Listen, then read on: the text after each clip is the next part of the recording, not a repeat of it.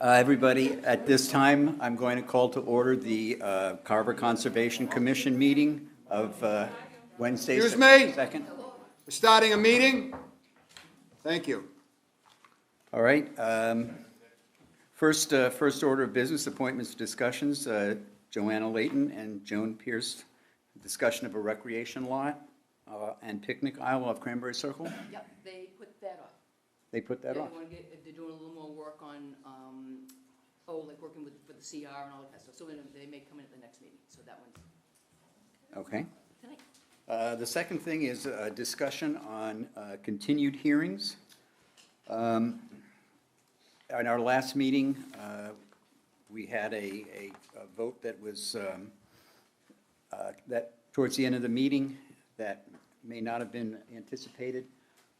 So we had to, we continued the meeting because the NOI had been approved. We were able to continue that meeting to tonight, even though the variance was denied.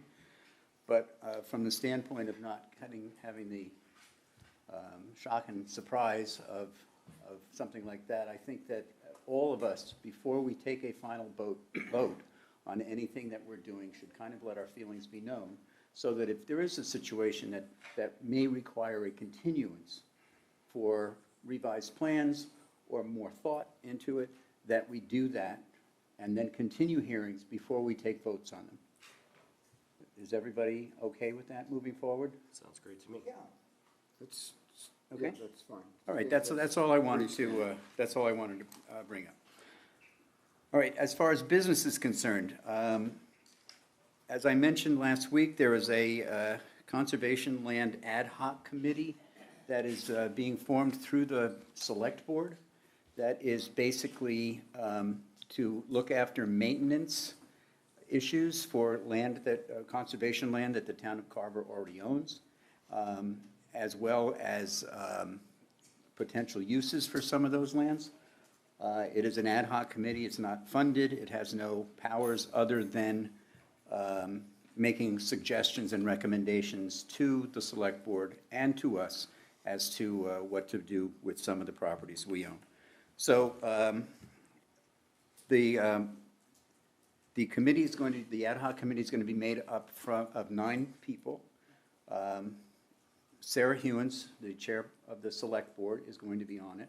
There will be 2 representatives from conservation, 2 representatives from the agricultural commission, and 4 residents at large. And it was suggested that one of those residents at large be associated somehow with the Carver school system, so that we could somehow get youth involved in it. At this point, I'm going to ask for 2 volunteers who would like to represent the Conservation Commission on this ad hoc committee. I have Dan and Jim. All right. I think that's really all we have to do. As long as you both would like to do that. I will forward your name to the select board, and I don't know how they stand with the agricultural committee or the other 4 at-large members, but I will give your names to Sarah, and she can take it from there. All right, next on the agenda, we have 4 COC requests. The first one is 157 North Main Street, SC 126-568. Yep, and we did the site visit for that before the last meeting. Because we had to continue these because it didn't get on the agenda, excuse me. So we thought everything looked great. Yes, that's the That was the O'Deer mosquito Yes. place. Yep. Yes, they Yep. did a wonderful job. Everything Yep. on the plan was exactly the way it was in real life, so you which was good. sign that one. I move we approve the COC for 157 North Main Street. Second. All right, You it's want been, to put an SC number with that? SC 126568. all right, it's been moved and seconded to approve the COC request for 157 North Main Street, SC 126-568. All those in favor say aye. Aye. Any opposed? Nope, it passed 4-0-0. All right, next up is a COC for 15 Brockton Avenue, SC 126-522. Yeah, and I took a look at that one. That was for a septic upgrade. And all completed and all set with Board of Health, and so it's fine. Okay, how old was it, do you know? Yeah, that was like 2000, oh my God, it was like 2015. Okay, Yeah. Check. Just check. It's quite a while ago. 3 or 4 months at least. Oh, yeah, 2015, yep. okay. Yep. Very good, I'll entertain a motion to Motion approve. so moved for approval of the COC for 15 Brockton Ave, SC 126522. Second, all right, Dan, second. So it's been moved and seconded to approve the COC request for 15 Brockton Avenue, SC 126-522. All those in favor say aye. Aye. Any opposed? No, passed unanimously. Next up is Lot 1 Meadow Street, SC 126-593. And You both could of probably these, combine them, no? They're side let's- by side, right? yeah, they were 2 separate filings. Yeah, let's Because they, I think they had keep it wetland on either side, yeah. So these were the 2 houses that Jamie Emerson did. People are living in They them. look great, yeah. Yep, everything's stabilized. They did, where we put the utilities in, did the chips like he did up the one on Wenham Road. Yeah, Come out yeah, real it good. was beautiful, Good. beautiful. All right, Motion to approve SC 126593 for Lot 1 Meadow Street. I need a second. Second. All right, Dan, second. So we have a motion and a second on approving the COC request for Lot 1 Meadow Street, SC 126-593. All those in favor say aye. Aye. Any opposed? None? Passed unanimously. Make the next motion. All right, and finally, COC request Lot 2 Meadow Street, SC 126-594. I'll entertain a motion. Oh, Brooke, same thing, right? Same thing. All right, Yeah, right next so to I'll Well, you entertain a got them motion. both right there. You have both of them right there, by the way. Oh, yeah, that's both of them. We should probably vote on, Okay, they're Oh, two sorry. pages, 2 they're pages. two separates, I have to sign the other one. but we need a motion first. We pass it back. Can I have a motion to, They're 2 different file numbers. I just gave you the could I signature. have a motion to approve the COC for Lot 2? I'll make a motion, we approve the COC for Lot 2 Meadow Street, SC 126594. Can I have a second? Second. Second. All right, yeah, Dan, second. All right, it's been moved and seconded to approve the COC request for Lot 2 Meadow Street, SC 126-594. All those in favor say aye. Aye. Any opposed? None. Approved We should have unanimously. 3 coming back. Just Oh, you can give me that I'm the other one. working on them. I have to sign, hold on, give me a second. There You have was to- a short state of confusion. All right, you gotta sign these two, that's the second. All right, you got 2 coming back, 1 coming to go. We won't do that again. No, we won't. It's too confusing. Yeah, I'll try that. Okay. Dan, too. All right, next up, the minutes from our last meeting of Can we August. hold these off, Mr. Chairman, because we have a full room? Is that possible, or are we starting too early? We have a new hearing first, and that Okay. can't start till Yeah. 7:15, so Okay. we've got 5 minutes, so let's get the minutes out of the way if we can.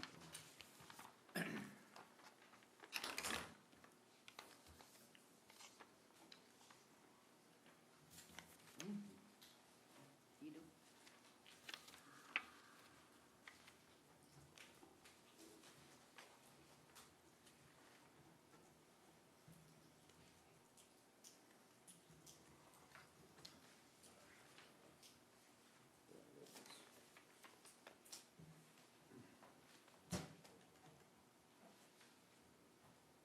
Motion to approve the minutes for August 19, 2020 is written.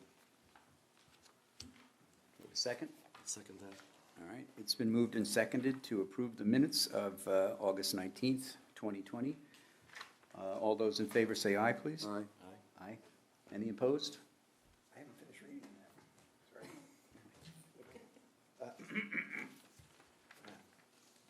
I'll say aye. All right, so it passed 4-0. 4-0-0. All right, that takes care of that. The next, we've got a couple of minutes to wait before we go to our new hearing.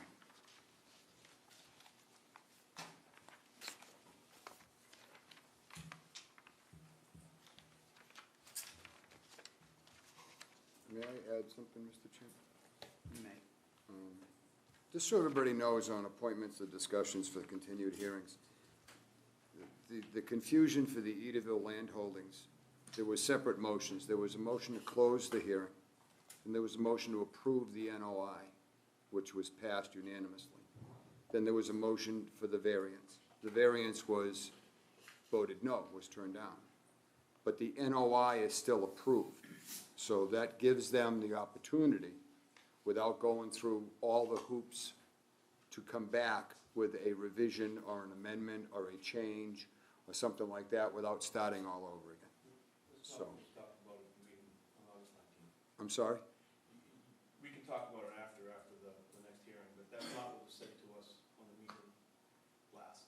The variance was denied, but the NOI was still The end approved. decision was that you said, this board said, that the only way that they can move forward is to appeal to the DEP. That was not, said. no. Well, that- go back on YouTube and look at it, we can ask for the minutes.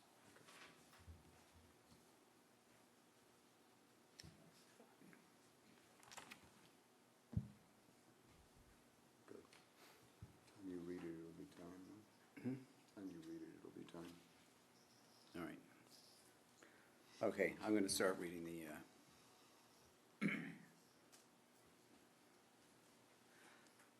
3 Alexander Lane. Notice is hereby given in accordance with the Massachusetts Wetland Protection Act, MGL Chapter 131, Section 40, and the Carver Wetlands Protection Bylaw that a public hearing will be held at 7:15 PM on Wednesday, September 2nd, 2020, in Meeting Room 1 at the Carver Town Hall to hear the notice of intent submitted on behalf of Heather Sepulveda for the construction of an in-ground swimming pool. The pool will be located within the 165-foot buffer zone to wetland resource area bordering vegetated wetland. The proposed work will require a variance from the Carver Wetlands Protection Bylaw, Section 9-2.1.3, parentheses 3, for the activity within the 65-foot buffer protected under the bylaw. The project is located at 3 Alexandra Lane, Carver, Massachusetts, map 93, lot 7-2-R. All interested parties are invited to attend. Please sign in and give your name. Heather Sepulveda.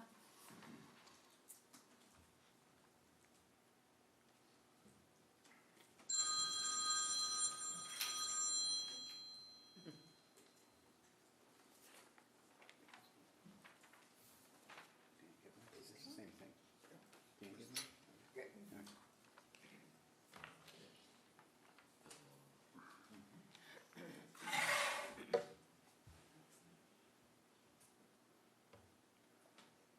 Okay. Go ahead. So, so if you remember this one, we went and looked at, went to Heather's house. It was after another site visit on Alexandra Lane. And she showed us that she wanted to do a pool. We told her there was a wetland in the back of her, at the back of the lot, and that she needed to get it delineated. So she got it delineated by Brad Holmes. I have his report. And then there's the plan showing the wetland line and where she wants. I assume this is the house? Yep, up this side, yep. Okay. So it's in, where the pool's actually in the, in the lawn area between the house and the one. I think, did you have a stake when we went out there? Well, you showed us about what you wanted. Yeah, you 3 of you, I think, had Yep. came out and Yep. saw where the trees had fallen and Yep. it was clear. All right, are there any comments? I'm just wondering, if I may, can this go a little closer to the house so that it's out of the 65, or is there a hill there or something that Yeah. restricts that? Yeah, there's a different, the landscape is different, so all the irrigation is here. There is no irrigation over here, so there's actually a different grading level when you go up to that area. So this is as close as you can, this is the farthest away you can get? Correct. Okay.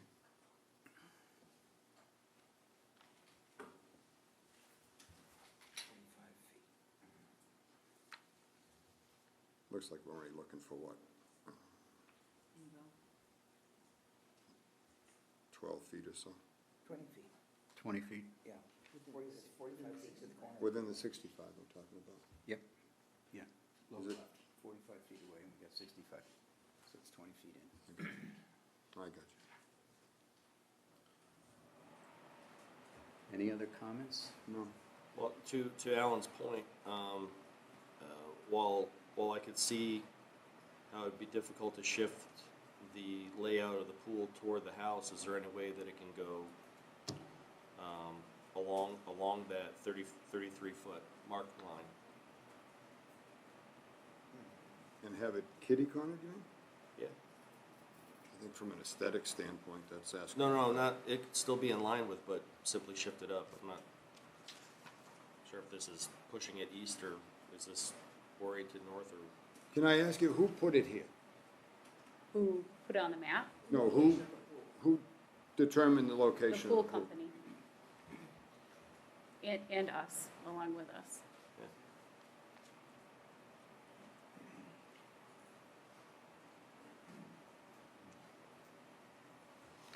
Jim, anything?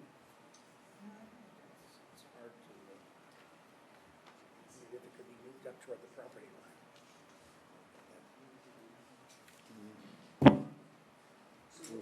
I have an extra. More within, I think Dan was. Oh, shifted that way? No, I'm not saying pivot at all. I'm saying Oh. keep it parallel with the line of the house, but Move it it up. seems that there's if I'm following this Oh, I see. this line of topography, it seems that, see where it says 47 feet 8 inches? Mhm. It seems like it could be simply shifted up, Um, 10 feet, and then you're outside the 65-ish. Oh, you need to go up more than 10. You'd have to go up 20. Yeah. And that's why I asked, so that the, Yeah, there's a different grading But level. there's a so difference- the way there's our a land grade goes, difference and there's all stuff. land- It's There's gonna all defeat it. irrigation here, so they wouldn't be kind of crashing into that. There's no irrigation where the pool, it was exactly the line where that stopped over there. I see. so Yep. now you're filling in, which is just as bad. So Yeah. what do you think? Well, I have some questions, I just want to make sure everybody else Oh, go ahead. talked about it. I just wonder if the irrigation could be moved somewhat. Is it would it be difficult to reroute some of the irrigation piping? I mean, where the pool is gonna go, there would be no issues to do that. I guess we could go into the hassle, but I was coming thinking back if you closer. could move your pool a little bit up this way. Yeah. That way it would be a little up in this direction. I know, I can't tell what they're talking about. I think that what she's saying then is that they're gonna have to backfill because there's a grade difference. So now they're gonna be So now bringing, we're- they're gonna be bringing an area up in order to make it work, They wanna put it this way? which will do more damage. That might make it worse. It'll make it worse. Right, so but now this is, So that, they can't, because this is where the patio is, and remember, there's that hot tub right there, so they can't come any closer this way, because even the electrical. I didn't see, you saw the back of the house, I'm assuming. I did. So the problem with going the direction that you guys are talking about is it would hit the patio, and there's a hot Okay. tub right here, so the electrical, like, we have to be careful with how close it's gonna get there when you're moving it this direction. I know it's hard to tell from that picture. So that's probably where the pool person put it. Yes, that's why he suggested that would be the best placement for it as well. You also try to go for the flattest piece of land, you don't wanna have, Right, you have to dig all the, you have to, then you gotta support the back wall, and that Yeah. gets all crazy. All right, I believe, and my memory may be incorrect, but I believe it when we went on the site visit, that your discussion was about an above-ground pool. No, it was about an in-ground. It We was had in-ground. I talked about both, but we Okay. had talked about an in-ground when you came out, and that's when you had told me about getting the wetlands flagged. Okay. Secondly, there's nothing on this drawing that shows any kind of a surround around the pool. What are you planning on having on the outside? I'm assuming the 18 by 36 is the actual pool itself. Correct, yeah, there'll be a patio, stamped concrete around it. Stamped concrete? Mm-hmm. Okay, 3 feet wide. 3 feet wide. Yep, Well, that encroaches even more so into the wetlands, and that should be on this drawing. There's also nothing that tells us where your filter, your pump, and everything else is going to be located. And that really should be on this drawing too. If you're going to encroach into the wetlands, that everything that goes into the wetlands really should be there. The filter placement on where that's gonna go wouldn't go into the wetlands at all, because it would be off to the right, which is not touching into even the buffer lines at all. Okay, that's fine, and Yeah. that's actually good, but it should probably be on the drawing. Certainly the surround should be on the drawing. So this drawing is the actual pool without the surround around the pool and the fence and so forth and so on? Correct. Yeah, that came I out got of it. the pool plan, I gotta agree with Savory, it's really, because you're not asking for 20 feet now, we're asking for, 25. yeah?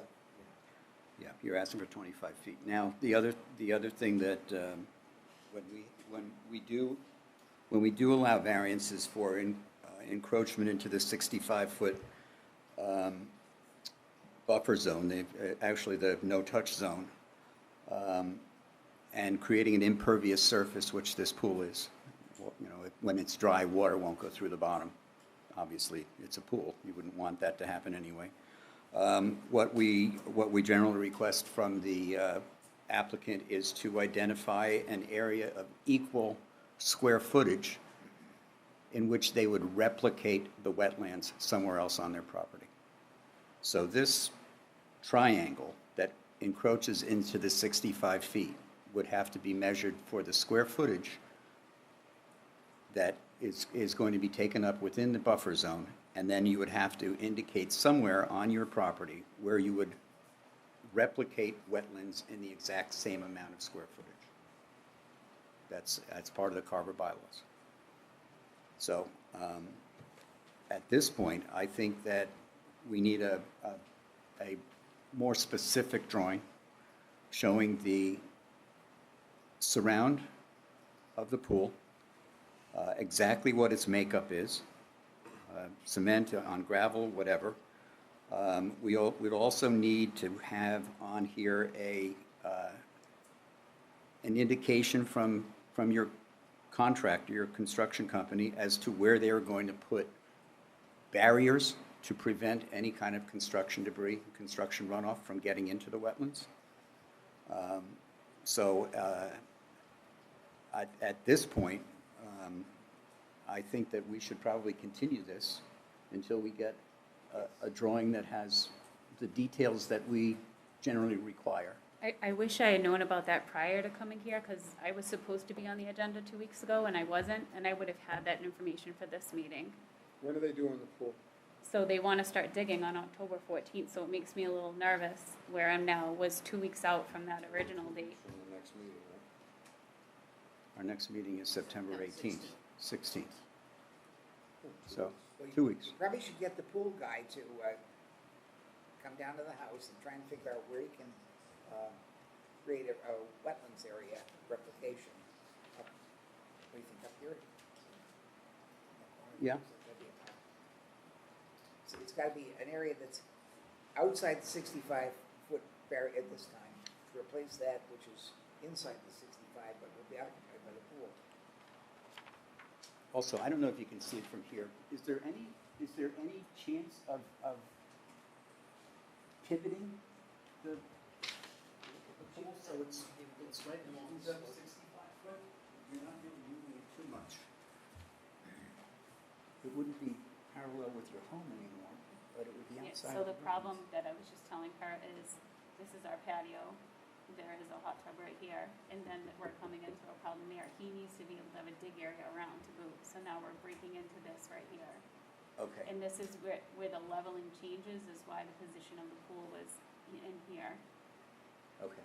as opposed to It was forward. just a thought, because it. No, I, But you just said something that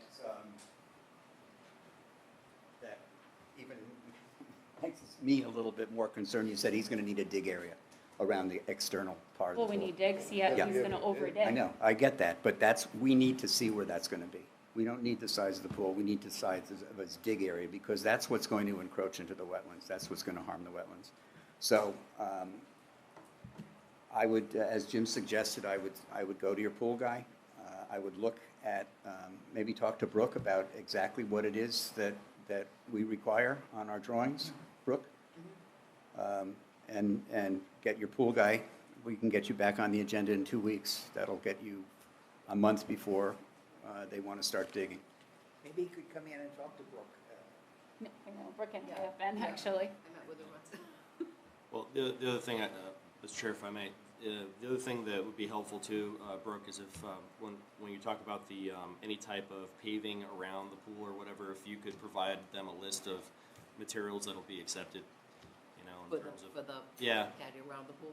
yeah, Well, yes, anything that's pervious, that water goes through, yeah. doesn't really count towards, going into the wetlands. Do you know what that But- was gonna be? Was it gonna be like a? You said concrete. Stamped, stone- stamped concrete? What do they usually, what are the blocks they use? You don't want to put blocks around a pool. No, not blocks, Drag maybe, the sand into the pool. not solid concrete, but like. It's the pervious concrete they can use. Oh, Not enough, I don't think. You can't put a gravelly surface. No, I know. no, but how about pavers? I'm not talking about putting a gravelly surface. I'm talking about how much replication would Yeah, have to Right. be done. if it were pavers with perforated holes that would water could go through. You gotta walk on them too. Right, I get that. I understand. It's more, what we really need to identify is how much intrusion within the 65 feet will be done, so we can make a determination of how much replication needs to be done to mitigate that. And by replication, we don't mean you're digging up your lawn and putting in swamp weed. You know, you could plant some wildflowers in a corner and Yeah. just let them grow. And, it's not like Yeah. we're not asking you to replicate. You don't have to make a bigger swamp. Because technically, where you're digging is not in the wetlands, it's just within the buffer zone. Correct. So we don't need you to bring up mud out of the wetlands and stick it in the corner of your yard. Yeah, okay. Wouldn't work, it wouldn't work. All right, Move to continue? all right.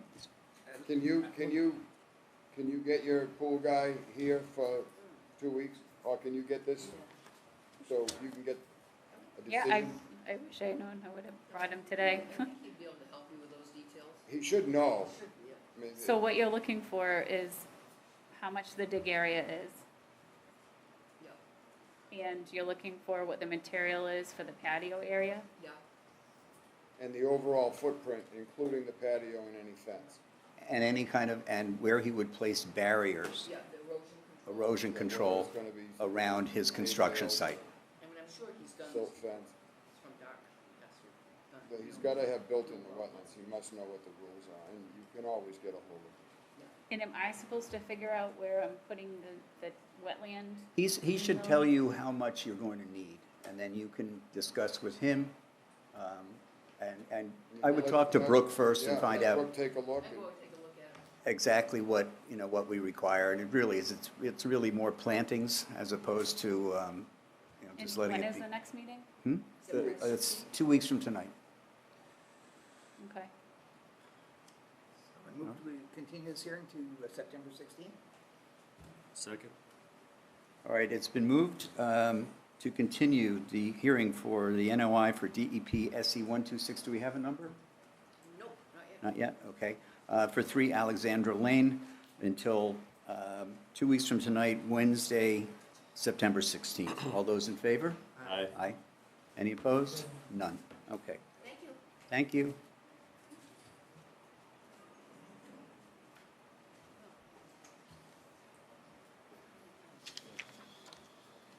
Next.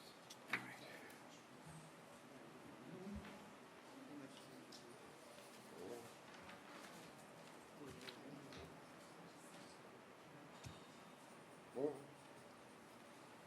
Okay. Continued hearings. Pine Street, Edaville Holdings, NOI DEP SE 126-603. The applicant has made changes to the plan to address concerns that were voiced during the hearing on August 19th, 2020. An amended plan will be presented to request an updated variance to the already approved notice of intent.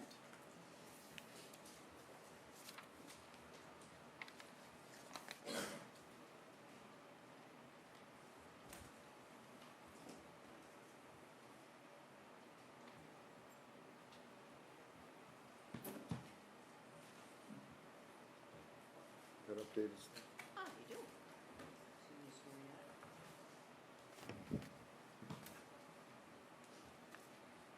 Thank you, sir.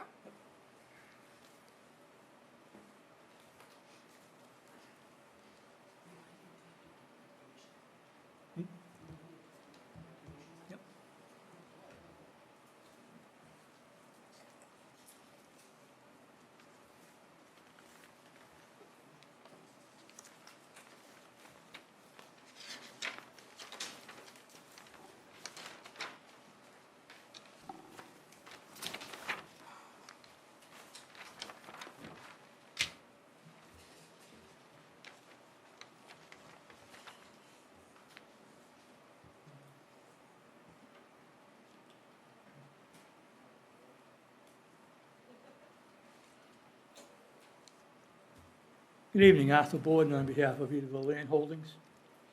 We have an amended plan here tonight for your consideration regarding variance requests to provide a couple of common driveways to 4 house lots.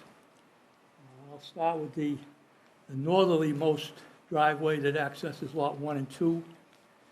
Has been moved southerly from the boundary line, so it more closely follows the footprint of the existing bog access road. Around the corner, following parallel to the bog, to there's an existing crossing that we've now swung the driveway around, so we're, only in need of extending the drain pipe about 10 feet to make a safe crossing there to access those 2 lots. The southerly access to lots 3 and 4, similarly, we have moved that a little bit north so that it now follows the footprint of the bog road on that side. Again, there's an existing crossing that we need to extend the pipe about 15 feet there so we have safe geometry for the driveway.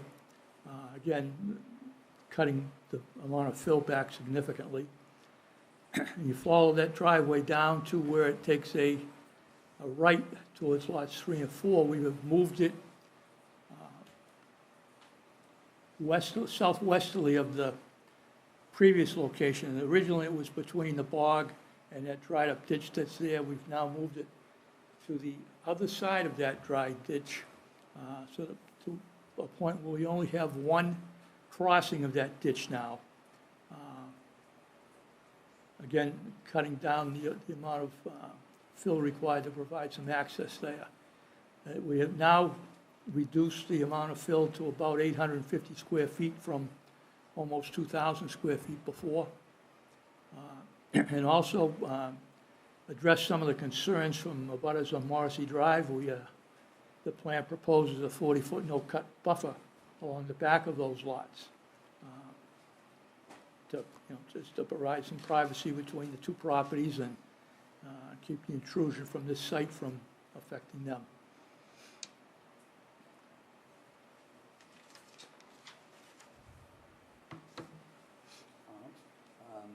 Comments from members of the board?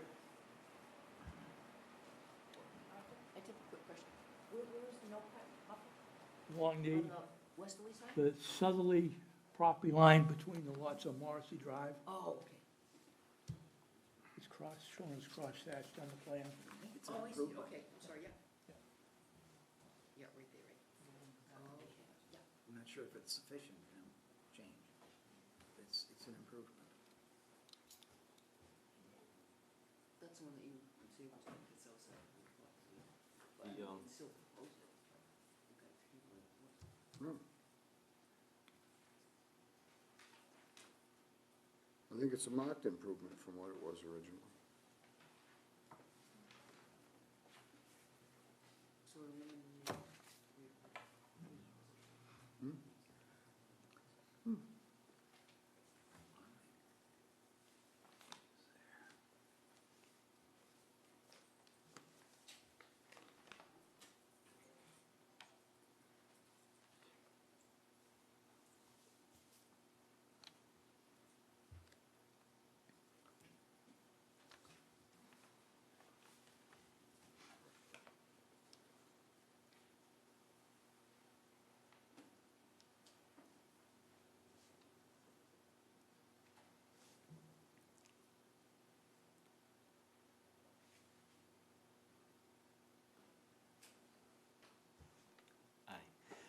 is the orange is indicating what specifically? Pardon me? The orange? The orange is the erosion control barrier. That's the erosion control Yep. area, okay. Yeah. Sort of the limit of work also. You don't have a color code in your Yeah. bylaws for that, but Yeah. you don't use Yeah. orange anywhere, so I use it for erosion control. On the northerly entrance, is there gonna be one parallel to the one that's in existence here? Or are we just going with one entrance now? Well, there's two entrances, there's one in the north and one in the south. Right, Similar, but the northerly one has been moved southerly away from the property line, so to eliminate any cutting or clearing along the Kenny property line. sure. And that follows the footprint of the existing bog access area there now. And- No, I just mean Yep. with the northerly entrance, is there gonna be a parallel erosion control on the, There's, that side of there's it. nothing on that side to Require it. required. We've put it between the extent of the work and the resource area, the bog. It wouldn't serve any purpose on the northerly side of the driveway. what about on the westerly, on the drop down? As you go to the west side of that, Similarly, there's no resource areas on that side. Again, the resources, the edge of the bog all the way down, so, again, it wouldn't really serve any purpose.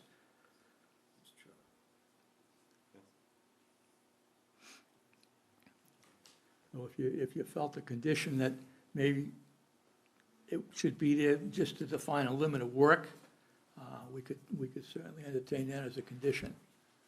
But it doesn't afford any protection to any resource areas. There's no resource on that side.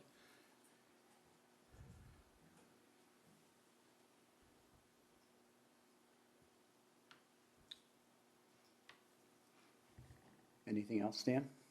not as of right now. I don't really see any problems to it.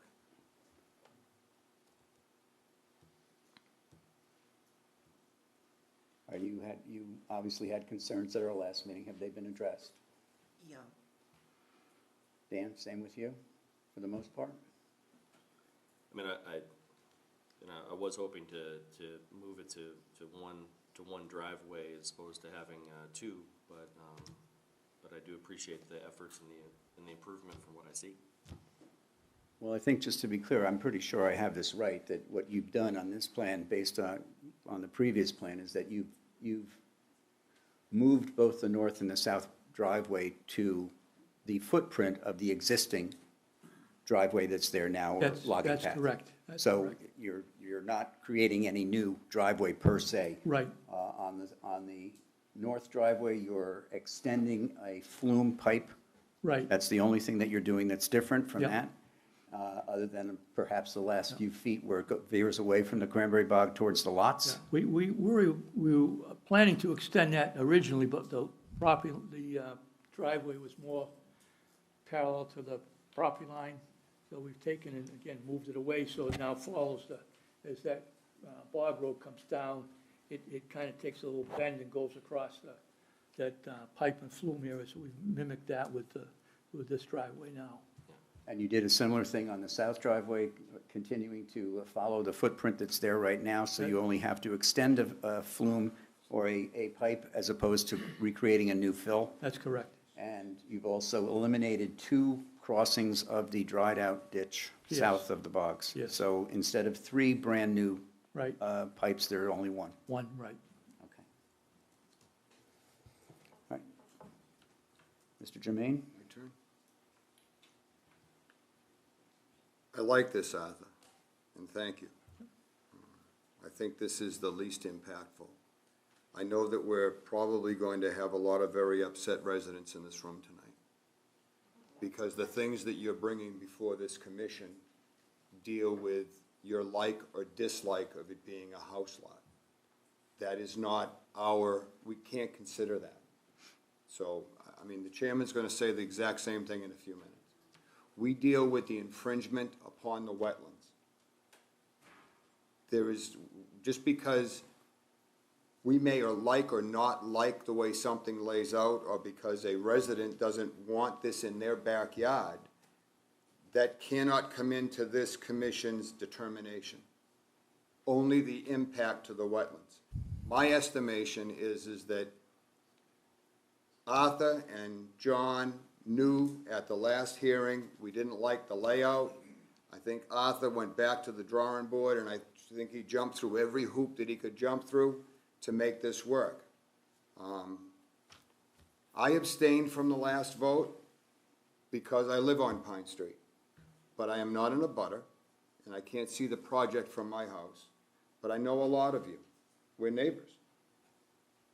I checked with council because I didn't want it to look like this was accused the last time, that this was in the bag. Well, I have news for you. It was never in the bag, as was indicated by the no vote at the last time. If it was in the bag, I wouldn't have abstained, and they would have voted yes. So this would have been a done deal from the very first hearing. So that was not the case. I don't have any interest in this property. I don't have any interest in liking or disliking this property. With the permission of the board, if they feel that I can be unprejudiced, I'll be more than happy to extend the vote. If they prefer I continue to abstain, I have no problem with that either. It's up to this board, whatever your wishes are. I think that this is the best we're going to get out of this. I think that where it impacts us is on top of the existing roads.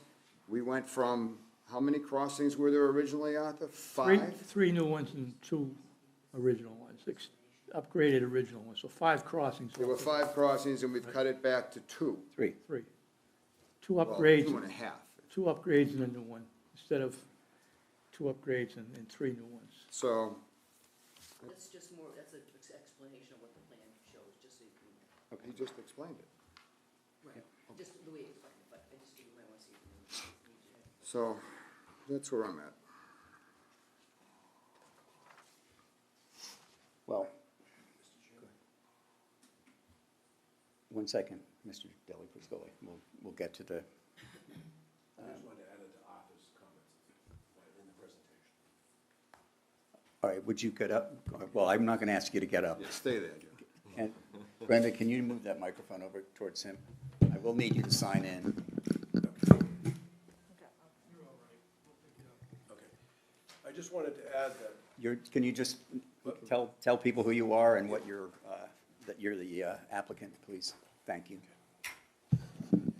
I'm John Deli Priscoli, the owner of the land, the owner of the company that owns the land, I guess I should say, to be specific.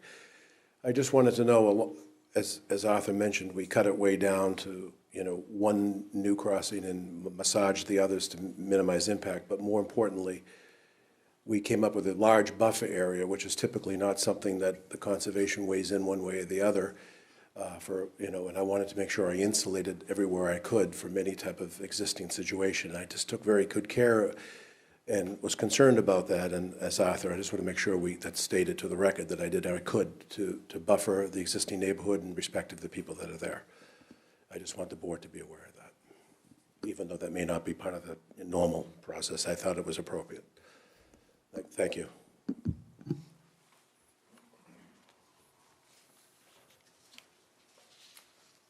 All right, I appreciate that, and I'm sure that the people here do, but I do have to point out that except for a very small area of the buffer zone, it is out of our purview. So we cannot state that this has to be part of the plan because it's not under conservation's rules. I'm glad it's there, but it can't be, won't be part of the conditions. I understand that, but I wanted to put it out as a measure of goodwill for the I neighborhood. appreciate that. That's all. But I know just it's not wanted- required. I wanted to offer it, though. Right, but I also wanted everyone to understand that if we approve this, that proposed buffer is still just that, proposed, and then it's not something that we will have voted on. So if you approve the plan, and it shows on the plan whether they, we just won't condition that part of it, like you said. Right. So it'll just be, part of the plan, but. Just very quickly, Mr. Chairman, just so everybody knows, this plan Arthur did not even have to draw one single dwelling on this piece of property. All he had to show was the the 4 house lots, no buildings, no buffer zones, no nothing, and just how you're gonna get to them. Because we have no control over the buildings, what they build, who builds what, that's all building commissioner, Board of Health, Planning Board, if it has to go there, that's all that. So I appreciate all the detail in the drawing, Art, but where the buildings go and how they relate on the drawings have nothing to do with conservation. How we get to those house lots is where we come into play. Right. But that's it. Right. If you could find a way into these house lots through somebody's backyard that didn't involve us, none of this would be here. That's right. Because there'd be no need to come before conservation. So, that being said, just so you know that it is a goodwill gesture, but it's nothing that we can't make that part of the deal. Right. If you will, we can't make that part of the conditions. We did try to master plan the 4 lots so that whatever work was needed to be approved by the commission could be done under the order of conditions. As I stated last time, I think Lot 2, depending on the footprint of the building, may come back to you for a new notice of intent. These squares on here really, they're placeholders that if a footprint Right. comes along and fits inside that square outside of the 100-foot buffer, we won't come back. But you're selling these lots anyway, so it all depends on what that developer at that time wants to put up there. Whether he wants to build a, 2-bedroom ranch, or he wants to build a 2-story mini mansion. Mr. Chair, if I may. Yes. Just to piggyback off of what Mr. Jermaine was saying, there are layers to this. So we're handling one aspect in terms of, as it relates to access to these properties. We're not allowed to have opinions or feelings on any of that that is outside the purview of our state and town bylaws. Later, when or if somebody wants to build on those properties, we're gonna be revisiting Lot 1, or Lot 2, or Lot 3. That's later. I know when things don't go our way, we wanna look for a scapegoat or a villain in all this, but there are no opinions, other than, we've all taken an oath to follow a set of rules, and that's simply what we've done. And we asked, the applicant to, take another stab at it, and, we had some concerns before, and our main concern was we wanted to see a best effort put forth to mitigate any impact on the wetlands. And there has been a significant effort put forth in that regard, so. If I could, Mr. Chairman, just to that no-cut buffer issue, if the project goes forward and is granted an order of conditions, we'll be preparing a recordable plan that shows that no-cut buffer, along with the actual defined easements for access that'll go on record at the Registry of Deeds, and also tied to the title of those 4 lots. So it will go on record that that's whether it's not under your jurisdiction, but as Brooke said, it's shown on the plan, and we'll be preparing a recordable plan to put in the Registry of Deeds that, immortalizes it, so. All right, that's And we fine. appreciate I appreciate that. I'm sure that the abutters appreciate that But too. we're saying, But- we understand you don't have to. Right. Right, and what we are also saying is that, that we can't guarantee that. Right, We as a commission, you can by putting the plans forth to Right. registry, but we cannot. right. Is all I'm saying. All right, at this point, we'll take comments from the members of the audience. What I'd like each person to do, if they'd like to speak, is first to sign in, and yeah, I would ask you to utilize the blue chair over there with that microphone, just so that we keep distance, if we could. Could you do me a favor and just grab that clipboard? I've already signed in. Okay, I was just going to ask you to move it to that table so other people would have it. That's okay. Thank you. Thank you. I've already signed it. Thank you. Hi, my name's Al Fletcher. I live on 1 Morrissey Drive. I did receive a certified letter in the mail. I understand that through COVID, we don't get a notification, and we're not able to sign for our letters anymore, but we did not get notification other than a certified letter that had nothing to sign, and we're a little bit upset about that, actually. This is a hearing, correct? Yes. Right. So I get to ask questions regarding conservation? Right. So I appreciate Mr. Priscoli's, looking out for the neighborhood, but I still have a hard time understanding how we're here tonight talking about an NOI being amended when it was clear, and it was said to the 5 of us in this room, that this project was killed, it was dead, and the only way that it could go further was to have an appeal to the DEP. I understand that the NOI was approved, and that's what's amended tonight, but the only way that this thing was supposed to move forward tonight was an appeal by the DEP, to the DEP. And we don't understand that. We've had meetings with every single person in this room because we are deeply concerned with what's going to happen to our neighborhood after this is gone on. Now, Mr. Priscoli's done a good business over there with Edaville for years.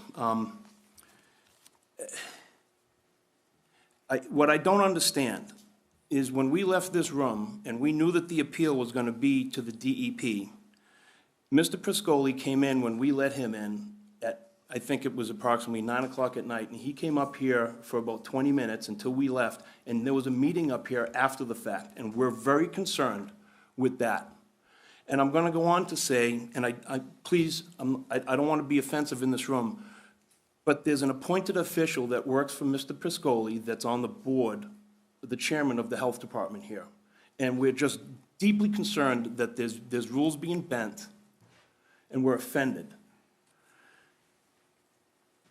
Why are we paying an appointed town official to work for Mr. Priscoli to amend a plan that was already killed, when it should have been going to the DEP? And I don't understand that, and I'm asking that question. Okay, so we ready? You want to go? Because this was directed at me. It's not directed No, at it's not. anybody. No, I believe you're talking about Mr. Borden's activity here. Right. Correct. The fact is that Original. he's not acting here as a Board of Health, he's acting here as a certified land surveyor, which is what he also does. And in that level, that capacity, he was vouching for the plans that he drew up for Edaville. So I don't see a conflict there. If I could just speak to that, back when I was initially appointed to the Board of Health, that question came up. And we had town council take a look at it, along with the Ethics Commission. And as a result of that, the Board of Health members were designated as special municipal employees, which eliminates us from a conflict of interest to serve, represent to other boards. I can't represent anything in front of my own board, but I'm allowed under this special municipal employee exemption to represent my clients to Conservation, Zoning Board of Appeals.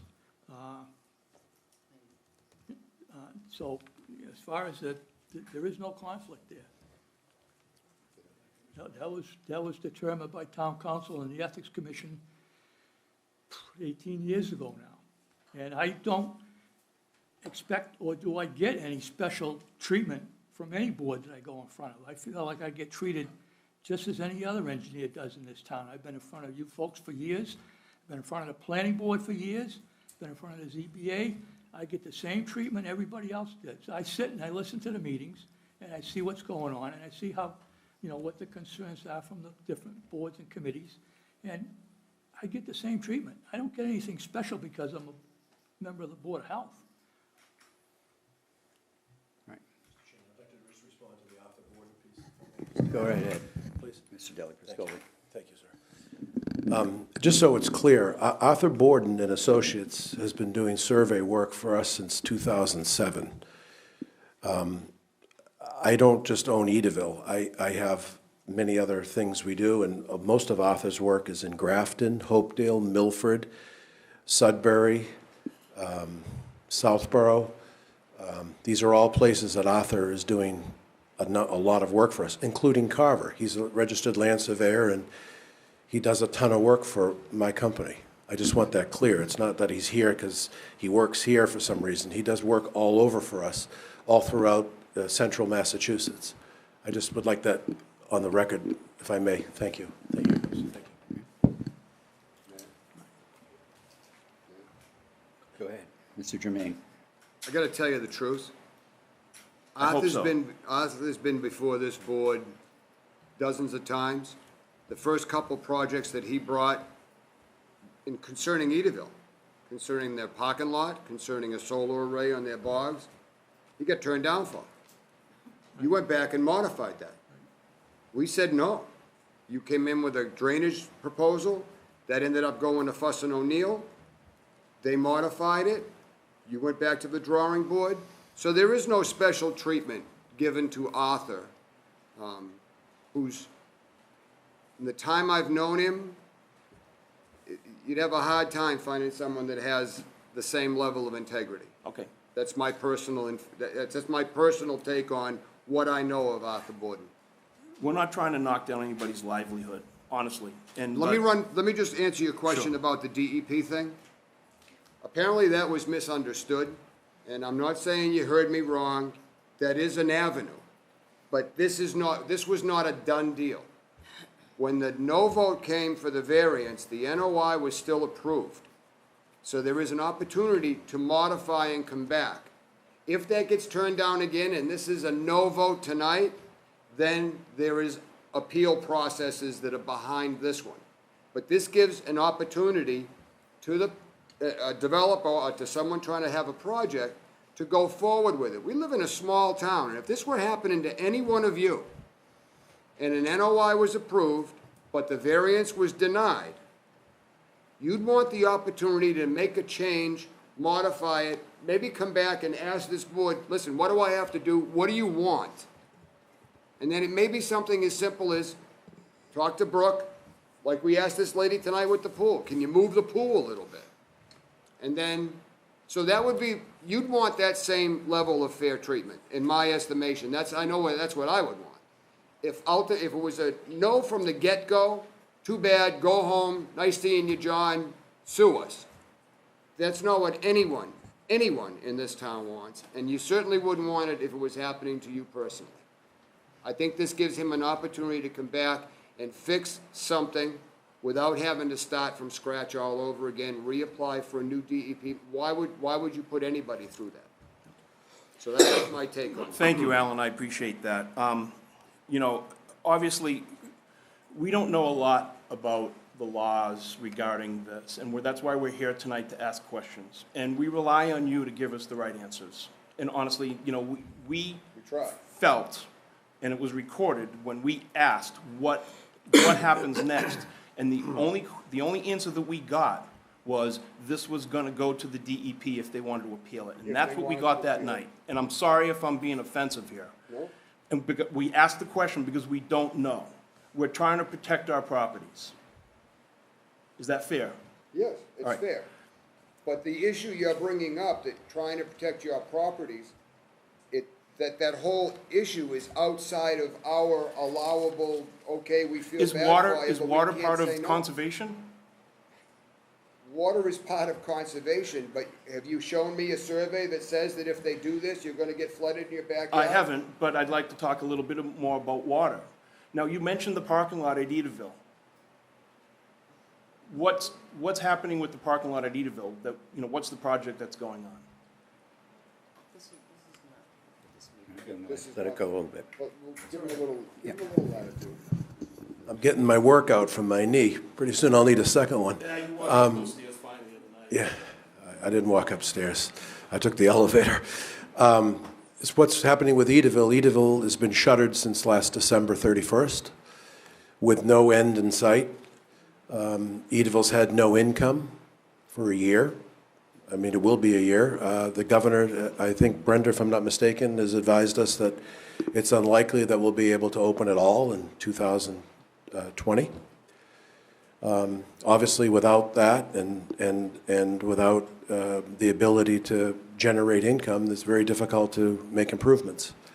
Right now, we're dealing with taxes, and we're dealing with security and trespass issues and things of that, and trying to keep it whole and to see what comes next. It's a very challenging point in time. I think everybody in this room knows that.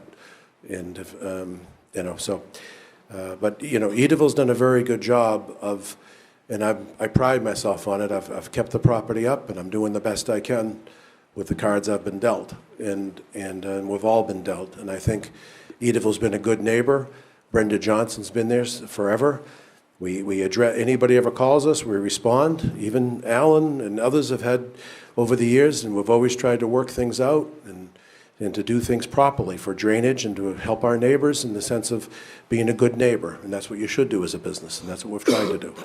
But to answer your question, I'm not sure when that's going to happen, and just like I'm not sure when we're going to be allowed to reopen. Mr. Fletcher, I'd like to also address part of what you had asked before. What you heard at the last meeting about the DEP being the only other solution was probably a knee-jerk reaction and was incorrect. If you were to look at this, if our ruling was that the only thing that could happen next was going to the DEP, it would not be beyond Mr. Deli Priscoli to be able to take this whole piece of property and sell it to somebody else, who in turn would come right back to us with this plan. Yep. So while you may have heard DEP, and I know that it was said, I'm not sure exactly what context, but I don't deny that it was said, and it may have even been said in the context that you speak of. But that does not preclude a property owner from coming back. We had two options with this. We understand the NOI process now because we researched it. We get it. But what we were told was the DEP, and there was only going to be an appeal. Yep. Okay, I understand The that. NOI was a no. If the NOI was a no, that would be a different story. Understood. We get it. So basically. Now. Our options were to have Mr. Deli Priscoli refile the entire project from the get-go, get a new DEP number, and just start over, in which case this probably would have been what was presented again. Can I just add something? Yes. The only way something can get appealed to DEP is the commission has to issue an order of conditions, and the order of conditions is the thing that gets appealed to DEP. So because an order wasn't issued, it wouldn't go to DEP. I mean, that's what DEP looks for, is an order of conditions from Carver, and they issue a superseding order of conditions. They do another review, but because no, order of conditions was issued, then no DEP, appeal could. All right. Mr. Priscoli actually bought the land before COVID, so that what happened after has nothing to do with his plan for this project. What I really want to talk about, too, is more about the water that's happening from his parking lot now. Was there ever was there ever Excuse me. You cannot start bringing this up, or we're gonna start talking about what's happening with the North Carver landfill and why this affects this land. This is related to just this. You're not gonna sit here and beat up an abutter across the street on property that has nothing to do with this hearing tonight. And no disrespect, Mr. Fletcher. It's part of Ediville Holdings, is it not? It is not part of this hearing. It is not part of this hearing. Well, he put a lot of reclaimed material on that parking lot that has petroleum-based products that's going into our water supply that you people are doing nothing about. Can you show me a report that says that's what's happening? Let's go take a walk of the property. I don't need to walk the property. That is not part of this hearing. Not This part hearing. of this hearing. I'm not gonna sit here and listen to this nonsense, Jim. Alan, it's fine. It's not nonsense, It is sir. nonsense. It's our families, it's our livelihood, it's our life. Make a mountain out of a It's our molehill. children. Alan. They drink this Alan. water. And this is what's happening in our neighborhood. And if we allow this to happen, it's gonna happen again. He's got a half a mile of Pine Street that he's abusing with tractor-trailer trucks, with diesel engines, with lead-based paints, with all kinds of stuff up and down this whole property with no regard to the neighborhood. You have documentation for this? There hasn't been a single tractor trailer across the street from my house in 6 months. Alan, Well, there's about 17 trailers, tractor trailers, not trailers, in this back parking lot.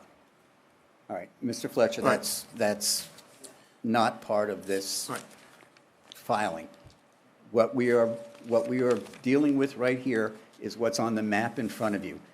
And actually, it's even smaller than that. We're dealing everything within the yellow lines on that map. That's all we're here for tonight. So I understand your concerns. How much but- fill was he gonna put in, Arthur?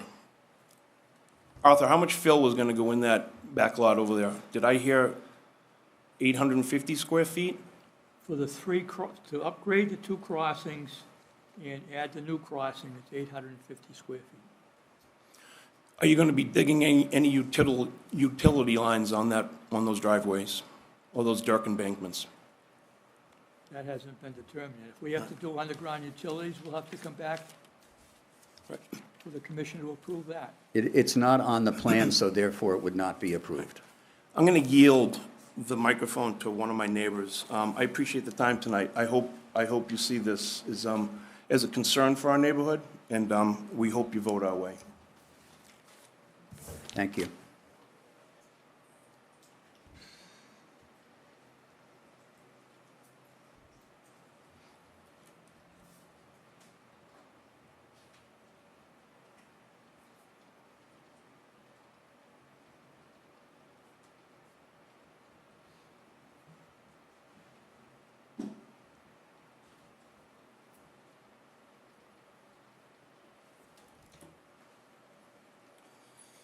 Hey, everybody.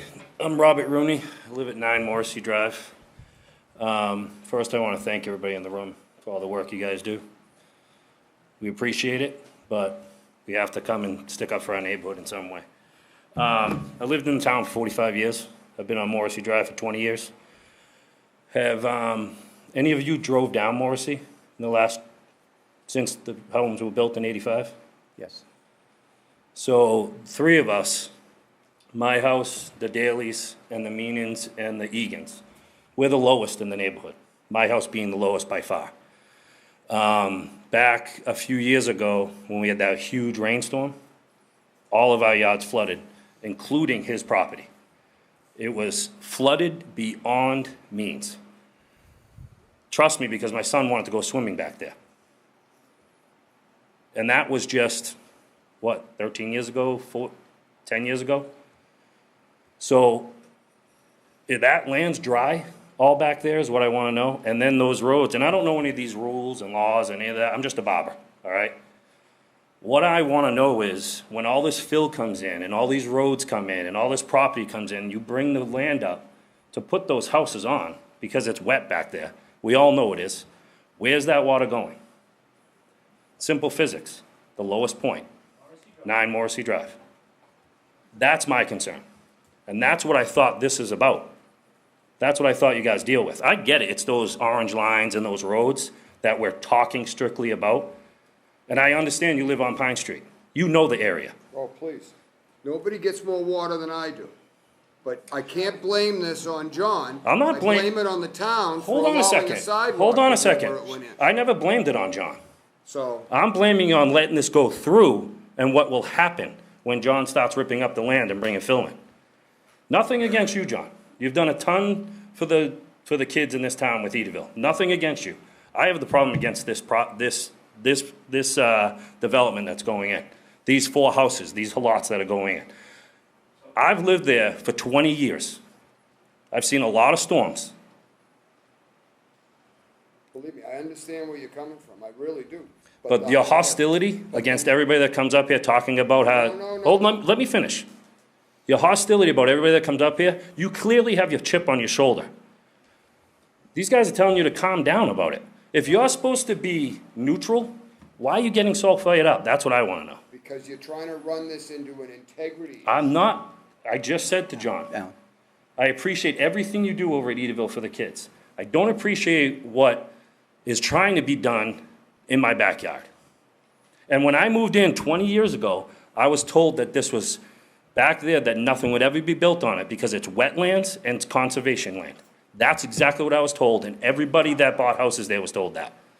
right, Mr. Rooney, a couple of things. Number one, we go by what the plan says, that Mr. I Borden- understand that. Mr. Borden has hired someone to delineate where the wetlands are. And wetlands aren't just decided by how soggy the ground is or by I understand that. how much rain. It's the things that live there, the flowers, the plants, if there is wetness, are there little crayfish in the water, things like that. Right. So the delineation of the wetlands as they stand now, that's all we have to work with. Right, but Okay. this is, go ahead. All right. Now, granted, I mean, we have a lot of rain here every once in a while. I don't think that, I mean, if it rains that much again as it did 10 years ago, you're probably going to be flooded again. If that's not the only time that it flooded back there. Okay, but, It's like there's numerous times, and we all have seen it. But- We've all walked back there. We've all gone on, little nature trail walks with our kids. We've been there for over 20 years. We know what that land does. all right, I understand that, and I'm not. That's what concerns me. I'm not doubting it at all. However, what I'm saying is that we're here tonight to discuss the building of 2 driveways. Yep. And that's all. And I get that, but I had to bring up, because That's we're fine. talking. I understand You that. guys talk about the wetlands and conservation. I understand that. But we're here to discuss the building of 2 driveways that for probably 95% of their footprint, or maybe a little bit less, follow existing roads that are around the bogs right now. So there's very little grading, there's very little changing of the topography of the land. As Mr. Borden said, there's 850 square feet of fill, down from over 2,000 on his original plan. So it's been And cut by 2/3. Was there mention of filling in a dried-up swamp? There is no swamp indicated on Oh, the whatever it was, plan. dried up, watering hole or something like that, I thought I heard. I'm not touching the residential. No, Dried up? no. I thought there was fill going into it. No, no, no. Anyways, No, I understand that we're talking about those roads. Right, But, what was dried up is the ditch that The runs ditch, right. parallel to the back. so what happened to that water that was in that ditch? It's dry. Right, We were right out now there. it is. Right, but This that's is not what I'm being- it's- getting at. It's not being filled in. It's remaining exactly where it Okay, is. so this is what I'm getting at. So then, when the driveways go in, and John, maybe you can help me out on this, and whoever buys that land and whoever builds it, obviously, it's low back there. You're gonna have to bring in fill to put the houses up on, to build the foundations up. Then, all that's higher than everything else around us. Where's the water gonna go? We were in the biggest aquifer in the friggin', excuse my language, country. You know what I mean? It's just, it's frustrating to hear this, and it's frustrating to see, especially being the lowest one on my street. I understand that. And that's all that's all I'm getting. Okay. Gotta say. And look, I understand it, I have sympathy for you, but the area that you're talking about that is low, behind your homes, that shows the 2 footprints of the homes, are below that yellow line, and therefore they do not concern Right, what we but have it's to what rule on. you guys have voted on that's gonna lead to our problems. And that's what I'm getting at. Well, to that point, I want to say, I mentioned I used the word layers earlier as it pertains to what we look at, but in terms of the process with any project, there are other layers that involve other committees. That's right. There are a lot of things that go through them before it even gets to us, and there are some steps after us as well, so. But Dan, I'm sorry. Yeah. I apologize for jumping in, but if the layers, talking about the layers, once this gets approved, this really isn't gonna have another board meeting of any kind because it's not a subdivision per se. It's gonna need building permits, it's gonna need Board of Health. But is there gonna be a town meeting on it after this? Probably not. No, if there's. Was an approval not required? I understand that. Mr. Deli Priscoli. Thank you, Mr. Chairman, and thank you, Board. Great care, went into making sure that these are large, very large estate lots. They're big lots. Each one of these lots is quite large. If you look at the houses in the surrounding areas, they're on the minimum because somebody tried to maximize every last square footage. I wanted to make very nice estate lots, retreat lots, that would give people a lot of nice separation and a nice area. That's why we're not looking to maximize the development aspect of it. And for the gentleman that said that I bought this property before COVID, That's correct, because it also came with other lots that affected Edaville on the other side of the street that we needed for our frontage and things of that nature. So it's not, I just want you to know, care was given not to necessarily maximize, but to really take thought and make estate lots here versus what you see on some of the other roads, which are, everything's on a little postage stamp.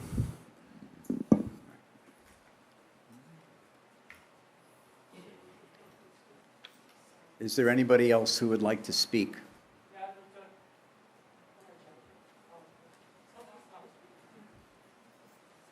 Yeah, please sign in and then just say your name and your address, please. Joe Daly, 13 Morrissey Drive.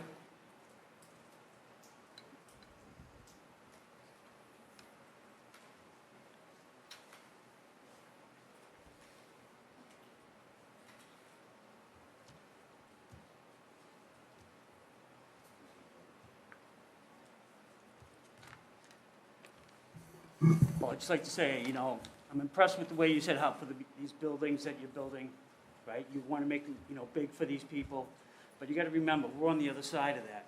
So when you make these big buildings, these big houses, you're building up the land, and like Mr. Rooney said, that water's going to go somewhere. There's nothing worse than seeing your backyard totally flooded, your basement totally flooded.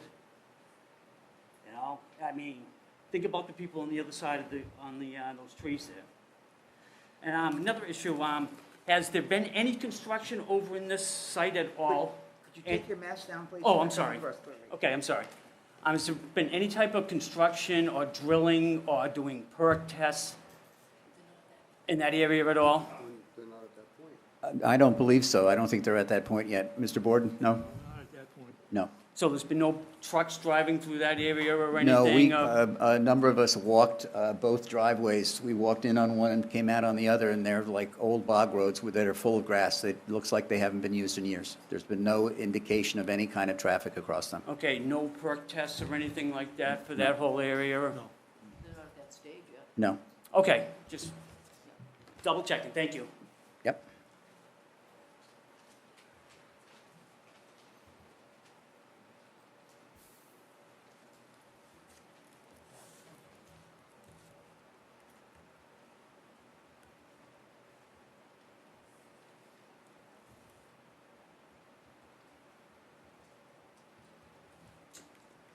Hello, my name is Donna Waterman. I live on 3 Morrissey Drive, and my concern also is the water.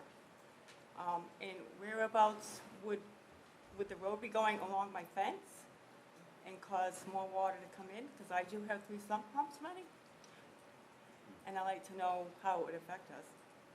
Well, do you get water now from that property coming? I off get of water the coming from the existing fence, the backyard, the fence, and behind that, of course, is the bogs, woods. So I get water coming through the fence, and it goes right up. Sometimes, it all depends. Sometimes it'll go up to the shed, sometimes it will go up to the stairs. When do you get this water? After heavy rains? I get it sometimes after heavy rain, sometimes it just seeps through the fence. That's like the existing bog. Well, Any place. it's, you are the closest person, it looks like, to the wetlands, Yeah, she's right here. Waterman. But you'll be on the edge of that, you'll also have that 40-foot buffer, but, and actually, that's the one section that's within, Right, that's the 40-foot buffer that is within our jurisdiction is the buffer between your house and the cranberry bog. So that's the one little piece. we can make that an order of conditions that has to remain. So the trees and the roots and the whole system helps to absorb the water, so it will be very similar to what you have now.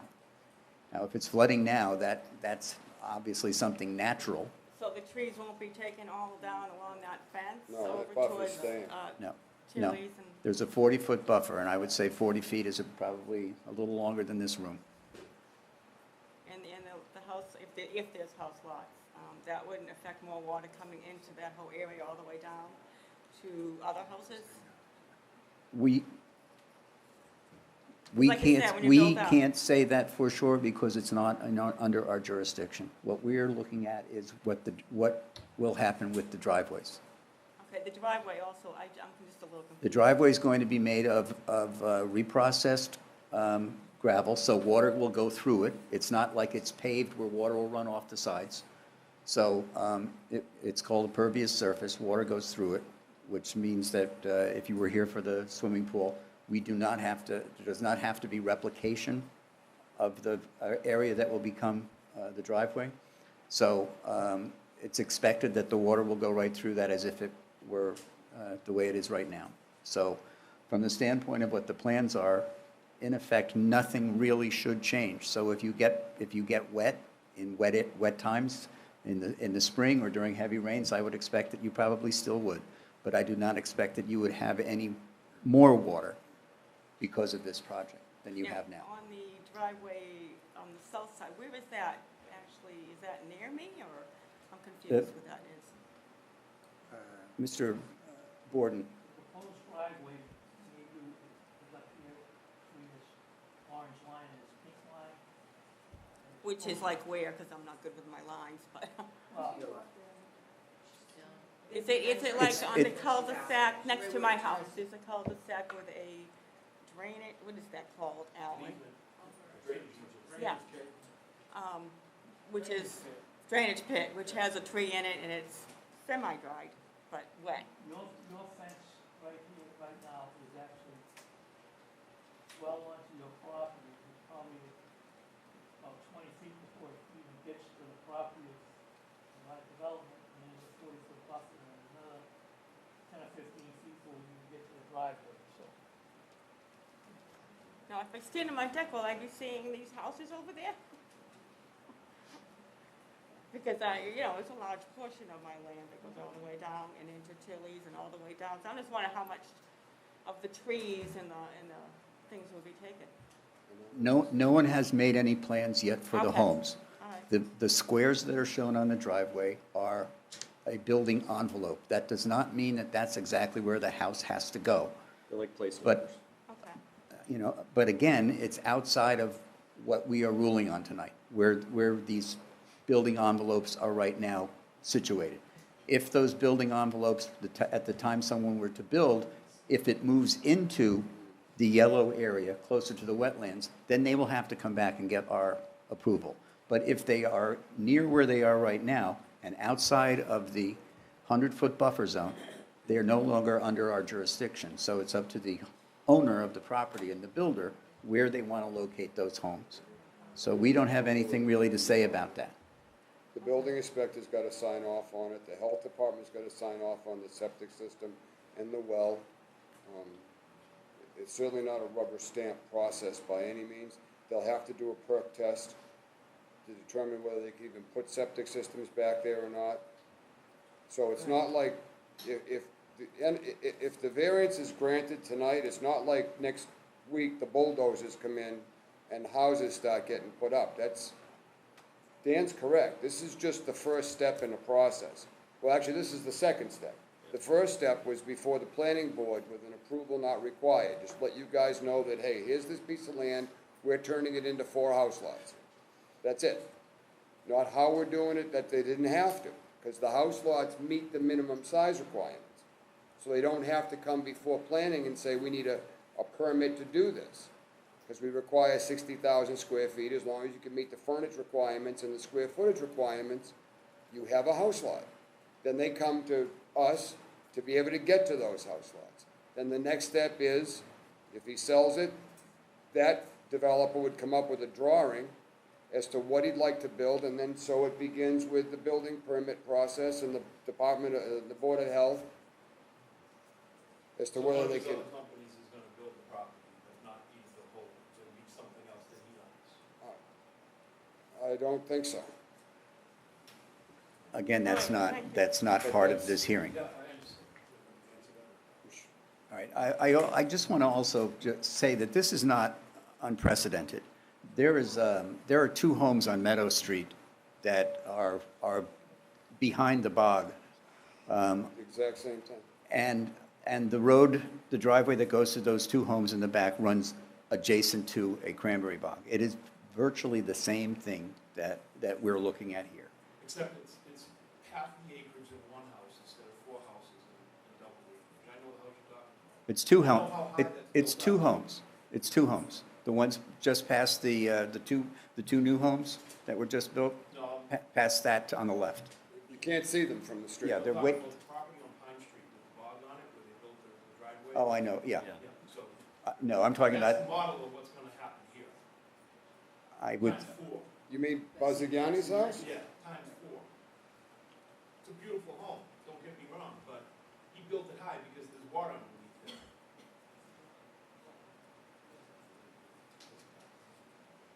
well, again, the building inspector is going to have to look at any plans, and then that would include anything for fill. And I would do whatever you Can I could. ask again, what are the driveways gonna be made of that he was saying he's gonna use? It's common driveway process stone. Reprocessed gravel, using stone or reprocessed? Reprocessed or reclaimed? Mr. Borden? Or Mr. Deli, Priscoli? It's a combination of natural rock and masonry crushed, which they call a regrind or crush and run. It is not recycled asphalt, if that's what you're driving at. Are you gonna put a crusher run down? Okay. It's solid and it drains. All right. Gives you a good surface All and right. it drains. Does anybody else have any comments?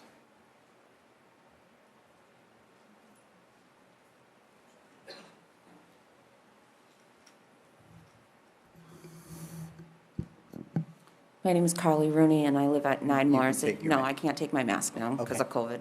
Okay. And it's actually offensive to me that none of you are actually wearing masks, Well, but we are 6 feet apart. in an indoor building inside, That's correct. should have them on. This is the requirement, this is the okay from the state. And I'd also ask that this gentleman, Mr. Jermaine, not be allowed to vote tonight, just due to his demeanor at this meeting tonight.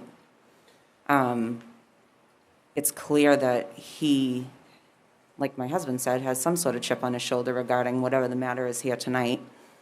I don't know, it just doesn't seem right to me that he should be able to have any kind of vote. And I'd also ask, do any of you get water in your basement? You do? Do you have pumps? Yes. And have those pumps ever failed, or is your basement flooded to the point where you've lost personal items or been out lots of money? No, the worst we had was about 2 inches of water, and that was before we had the pump, and it's been preventable. One thing we found was to put more vegetation in around the house so that it would stop the water. I've done that. Take the water out of the soil. And my biggest fear right now is that the development of that property, bringing in all that fill and raising everything up, is just going to have all that water on top of the water that I already do get, come into my house and ruin my basement and cost my family lots of money. Where's your house, ma'am? 9 Morrissey Drive. 9.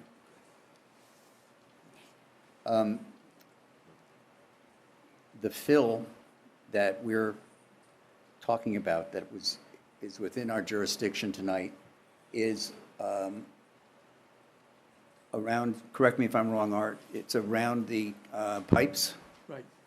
And Basically, it's the- over the pipe. I mean, it's two pipes that go under the driveways, one on the left-hand side of the big bog on the upper left, another one on the right-hand side adjacent to the reservoir. And then in sort of the bottom, there is a new culvert that's being put so the driveway can reach the south end of the property. So that's the only places that fill are going in. Right now, as of right now. That's the only place that we are voting tonight on fill. Right. We're not going to get a chance to vote on anything else once this passes. It is true. We're not going to have a chance to vote to whatever he develops on this land. But you have to understand that we are voting on I understand wetlands that. I know what protection. we're voting on tonight, but I'm asking have you, it. I'm asking you to vote no. So I don't have to lose precious items in my home. All my neighbors on Morrissey Drive don't have to go through that either. What about the health impact as well? I mean, the drinking water, again, I can't sit here and speak to the drinking water. I don't know. We haven't had it tested in a long time. Exactly. It really affect your health, so we're gonna get that if this happens. It's just, I mean, like I said, I'm asking you to vote no on this tonight. Please. Thank you. No, I'm not. Everyone else has used that pen tonight, and if I can get a pen that no one else has used, I'd be happy to. But I'm not going to use the same pen. Thank you. Mr. Chairman. I'm sorry that I've offended you, apparently. Reason that you think, may I speak now? May I speak now? I was quiet while you accused me of Alan, having Alan. hostility. Alan, Yes. all right, that's Look, enough. excuse me.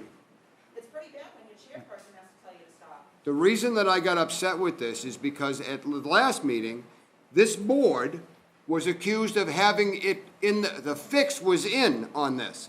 We were accused, excuse me, we were accused of this was a done deal before this even came to a hearing. Then tonight, people that got up and spoke about everything that had nothing to do with this project and dealing with the integrity of John Della Priscoli. I think- Which, I think we've So- made that clear. that's where you've seen me get a little bit hot under the collar, because I'm real big on fair. And what happened here tonight, in my estimation, attacking across the street at Edaville that has nothing to do with this, is not fair. Okay. Well, I think we've made it perfectly clear that we're voting on this plan. I didn't say anything about him, and you jumped down my throat, so that's why I said something. So you do clearly have a chip on your shoulder. I don't. Okay, okay. Whole situation. All I right, absolutely do not. all right, that's fine.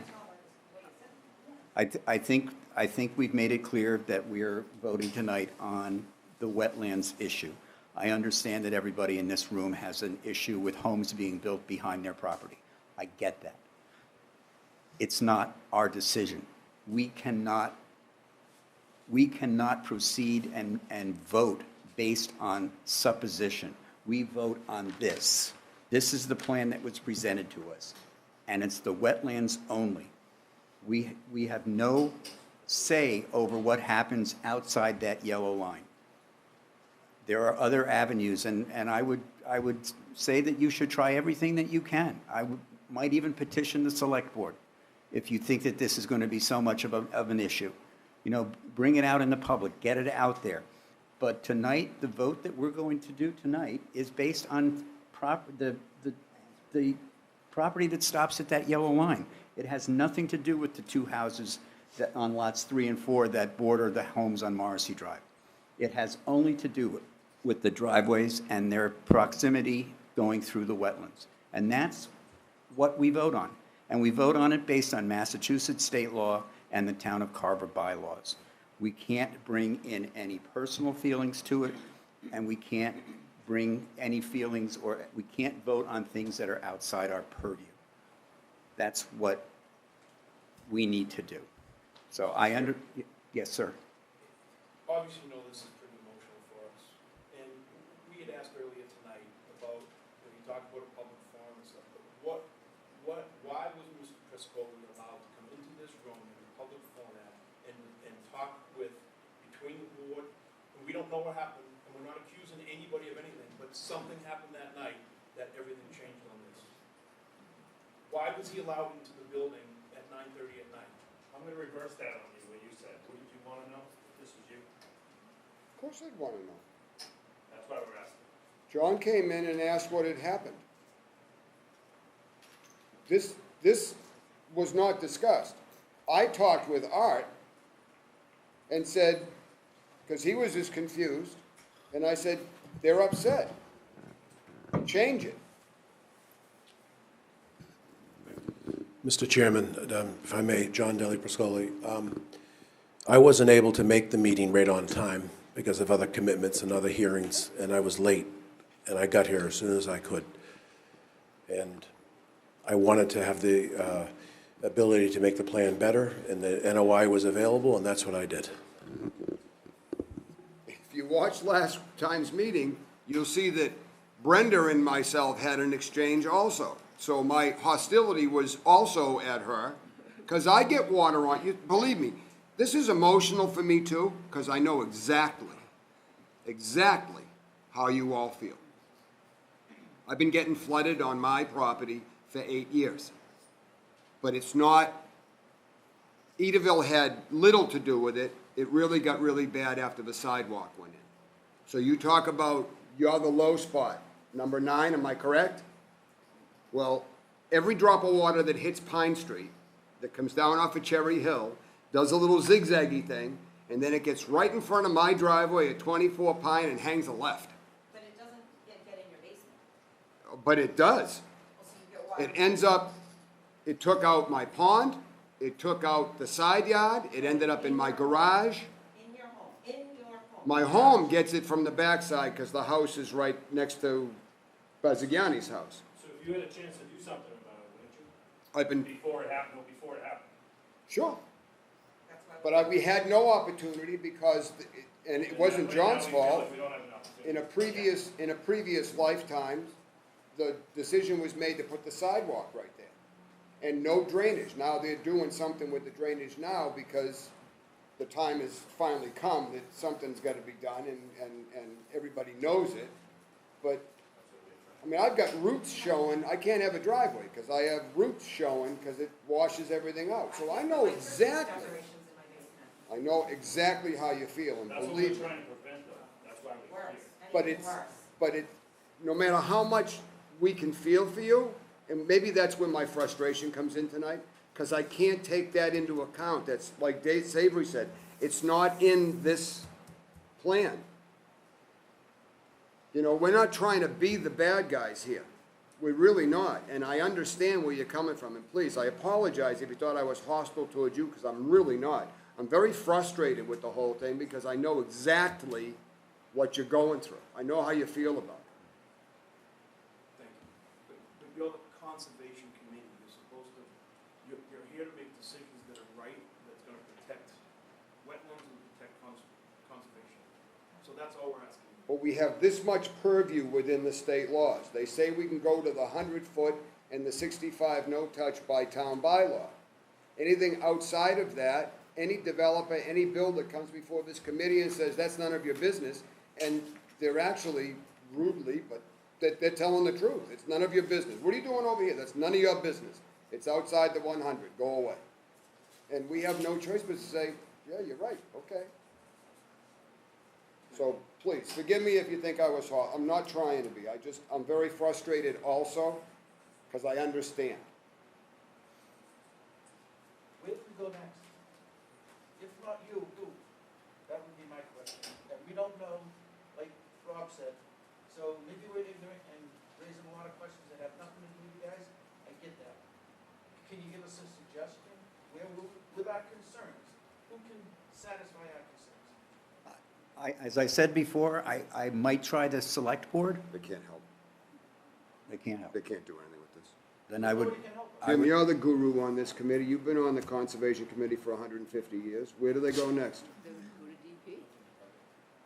Right? Yes, actually, I would consider calling the DEP in Lakeville and saying, this is the problem that we've run into.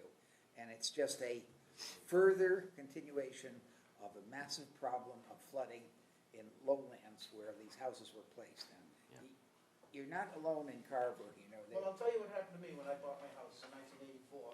In '86, you had a drought. And the builder came in and built Morrissey Drive. It was never there. The town had it as a wetland, never to be built on. Part of the reason I purchased my property at 258 Meadow Street. 2 years later, all these houses came in. And guess what? I've had water 1.5 feet deep in my house ever since. Where were the people, we're just trying not to have that happen anymore. I already get water. I really don't care. These guys don't need it, and nobody fought for me then. We're trying to fight for ourselves, and you're telling us we can't help you, and we get it, you got a plan, great. Who can help us? DEP? We'll go there. the DEP could help you. You might try the building inspector because as Ultimately, this is gonna wind up before the building inspector. right, because there, right now, there are no plans for any homes, no plans for perk tests, no plans for, you know, Well, it sounds like it would be a nice walking path anyway, even if he does get the road in but no houses, we could still use it. I'm sure he would just love to do that. This is a hydrologic issue. It would get rid of a lot of poison ivy, I'll tell you that much. I walked through that. Yeah, they could buy it. So, By any chance, do you remember who the developer was? I think it was Textro. Yeah, he came in, got it perked. Back then, there were different people on boards, as we all know.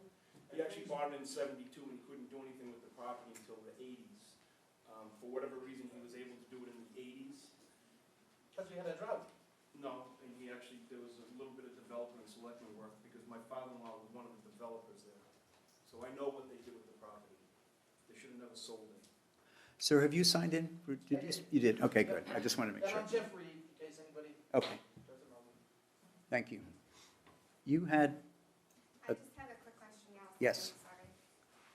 I guess it was going more towards the meeting that had happened after the fact. Did the meeting minutes include the discussions that were made at that time? The meeting minutes that were approved? I'm confused as to your question. Jamie McLean? The meeting where he The meeting came was in after it was concluded. adjourned? there was no meeting. There was no So meeting. she was suggesting with those. John came in and asked what happened, and we told him what had happened. Okay. Yeah, there was no after-meeting meeting.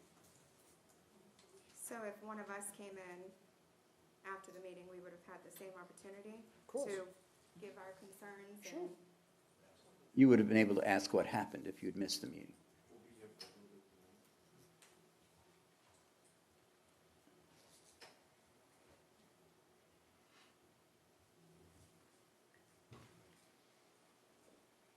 Yes, sir.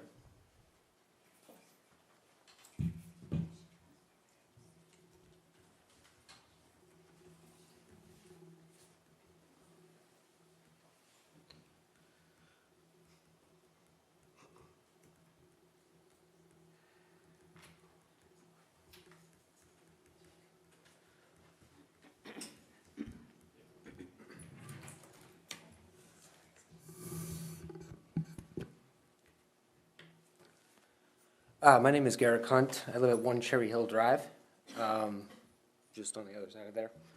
I'll start off by saying, first and foremost, I've not been very close to this situation. I'm a relatively new resident. I came out because it was in the neighborhood and it's in the area, so I figured being aware of what was going on is prudent for both, myself, my family, and of course my neighbors.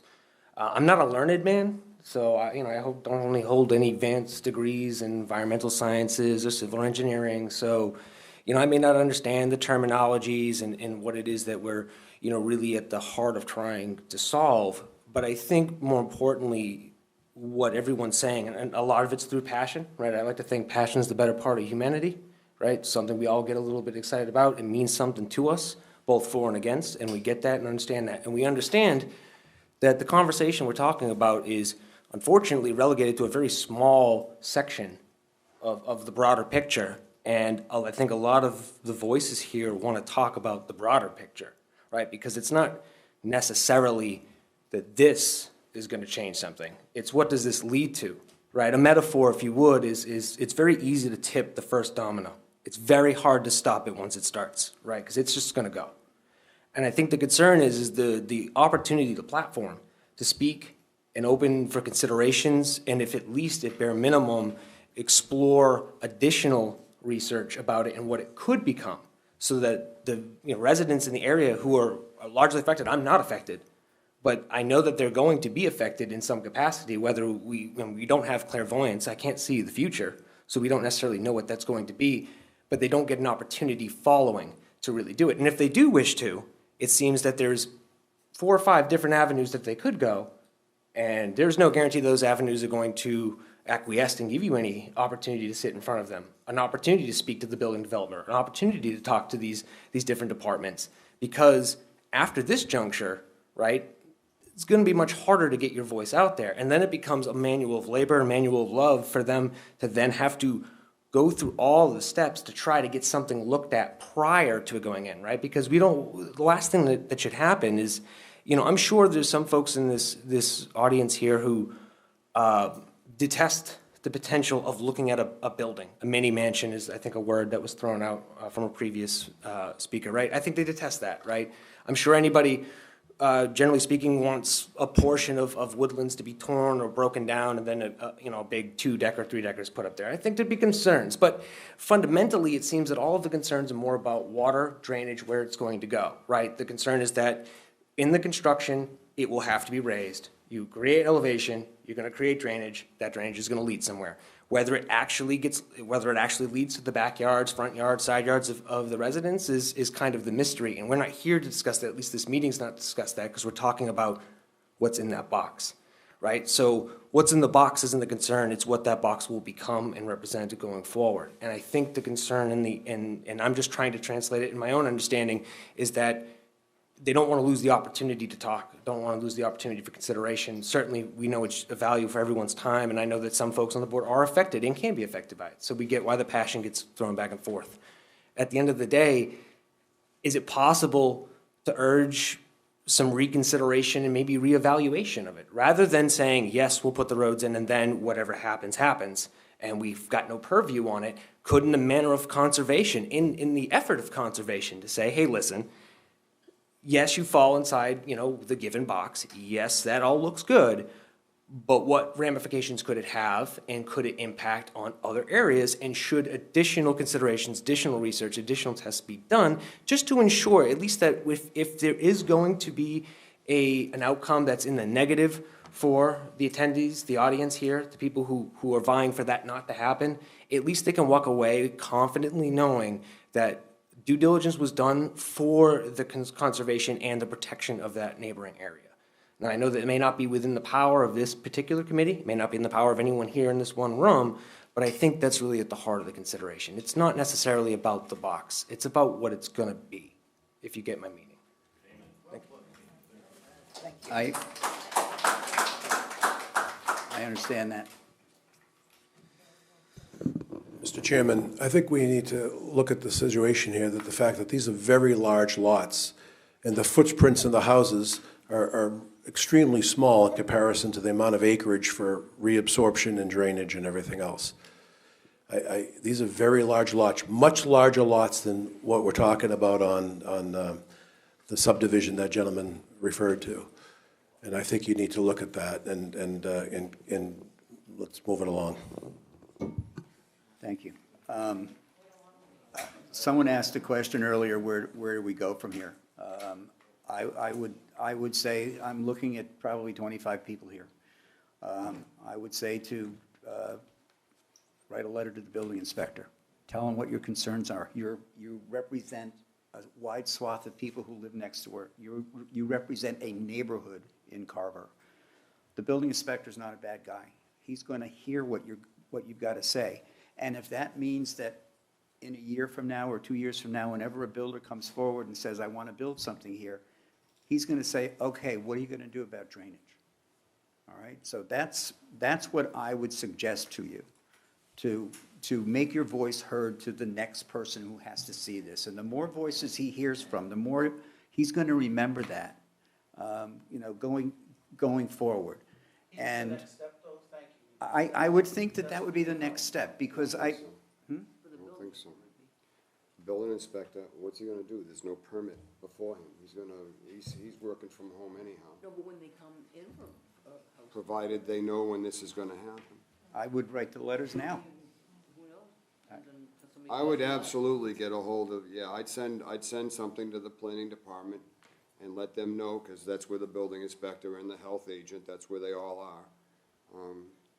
And I agree. I think anybody that's going to try to build on this property, I would think that it's going to be within the architectural plan to show drainage. Don't you usually have to put drainage and you have to allow for runoff and I mean, all these developments we see, there's gigantic swale areas that have been built to deal with the drainage. That's exactly what'll need to happen. By law, we can't increase the runoff off of our property. Right. So the grading, if we have to raise the lot up to put the house in, grading is gonna have to be done around that creates swales or shallow areas for that additional runoff to go. The Right. benefit here is the size of these lots, that offers an ample opportunity to do that with very shallow swales and shallow holding areas to keep any runoff from going off the lots. It's much different than dealing with a 40,000 square foot house. There's no lot where doubt. You've got a, relatively good-sized house in the driveway and a yard, you don't have the room to do that kind of grading. We have that availability on these 4 lots. Okay, well, I mean, as Mr. Germain said, the planning board, I mean, you've got valid concerns about drainage, you've got valid concerns about health. So there's a Board of Health, I mean, there's the health officer, there's the building inspector, there is the planning board. You can write a letter, each of you write a letter, or write one letter and all of you sign it to the planning board, telling them all of your concerns about this, and talk about the history of the basements flooding. You know, get it in front of them, get it out there in front of them, because they're the ones. Calling this a development. It was just set up there. We called it a development, and this is why we're with the Conservation Committee instead of a planning board meeting with the subdivision. That's our frustration. All right, well, I mean, development's. You guys a- said it. The word development, so. Yes, because the property's being developed. That's what it means, if you look it up. The property's being developed. If it's 1 house or 20, it's a development. It's quite possible the building inspector may have access to some resources that would enable him to steer the designs of the lots and buildings in such a way that the drainage would be improved. And this is something that, of course, the longer we get into this game, the smarter we get. Now, Great Meadow Drive on the west side of Carver has terrible flooding problems every time they get a heavy rain. And that was built perhaps 25, 30 years ago. It's a lot of the town, even right in the middle of South Carver, there was some drainage there. I remember about 10 years ago where Tremont Street had 4 feet of water in some places, so. It's a constant problem in Carver. And the gentleman that lives at 1 Cherry Hill, I get your water. Because your backyard is on the side of my house, so I understand. This is why, this is a very passionate deal. This is why there's a frustration level here. We're not concerned about the rainwater, the groundwater. Oh, I know. Change of the aquifer, that's what we're worried about. All right, anybody else? Yes, I signed in. Could you pull the microphone closer to you, please? Oh, yes. Thank you. Kim Branch, Two Cherry Hill Drive. I'm sorry. Can't hear. Sir, ma'am, if you could just tilt the microphone toward you, that'd be great. Kim Branch, Two Cherry Hill Drive.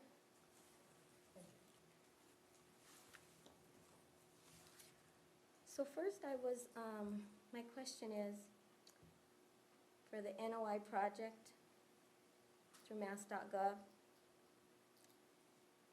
he listed as a buffer zone only project. Is that correct? That's correct. So, as you realize, we are all learning. So I got in contact to try to find out additional information. One of the most interesting things I located was that we've been given the wrong NOI number to look up. What number do you have?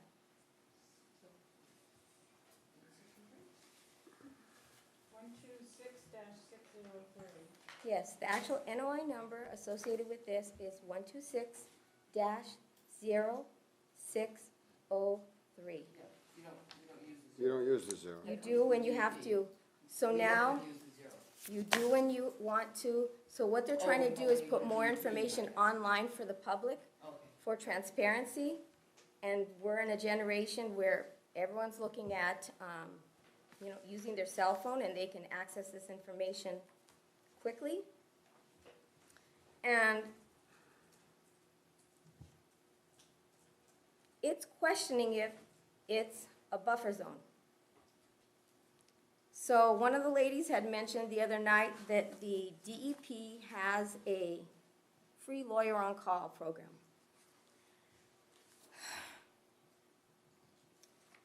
And because I didn't know what a culvert was. This is a culvert. for everyone to see. And it's invasive. So apparently, this portion of the culvert is part of the resource area, the technical term they use. So it's in the wetland bogs. And then it travels through here. So there's severe, disturbance. We have one closest to our house here, and we could see down it, and, but this is it.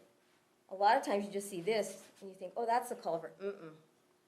It has to go down, and it has to go out. And what I saw actually is there's special engineers that determine how much traffic goes through these roads, the weight of them, and then they propose what type of culvert to put in. So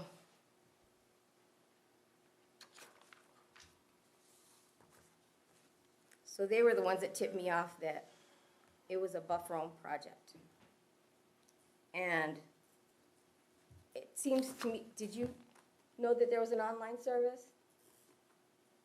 I knew there was one, Yeah. yes, I haven't Did you see utilized that it. it gives the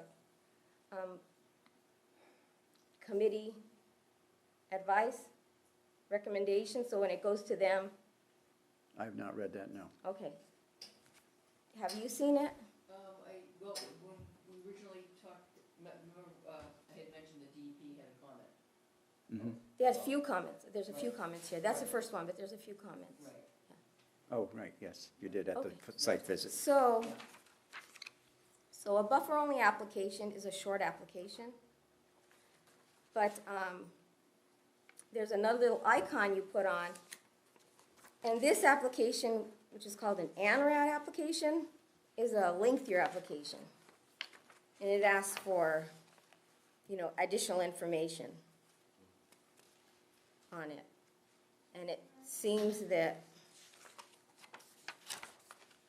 did you have him fill that out? Because wouldn't he have to go back, knowing that you are now on the resource area, the wetland area because of the culverts, and fill out the longer ANRAD? Because and this isn't me, I can tell you, we are all learning this along the way.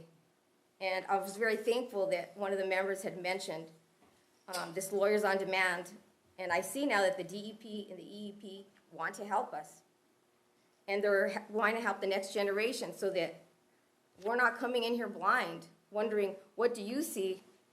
And whisper, and then what what? Oh, it's not important. We don't know what you're talking about. Now I do. Miss, would you be able to loan that to the agent so she could make a copy of it? Yeah, I can actually, she can just pull it up on the line. Well, Yeah.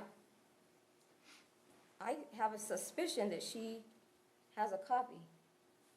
Because if I can have a copy, it's public information. When they issued the file, there was a Right. comment from DEP. Yes, you did. I Right. had mentioned that when we did the site visit. Yes, we did. But You then did. in ANRAD is for the confirmation of the resource areas on a site.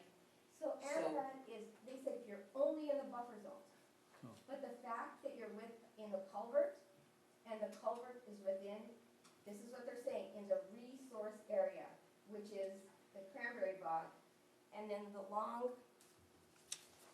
this piping goes under. Right. Yeah.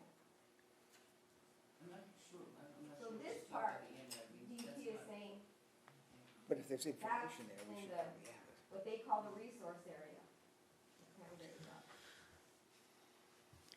I don't have an extra copy, but I can show you what the show comes up. And that's to the public.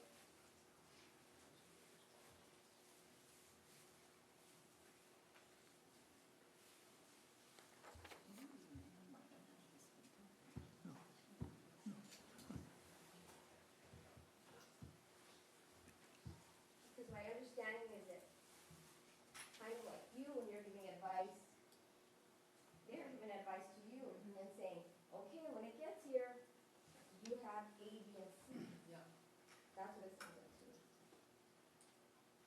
Well, it says here applicant must quantify areas of alteration associated with the driveway crossings as depicted on the plan for the Conservation Commission review. And yeah, so what I couldn't print is this one comes up in a bubble here.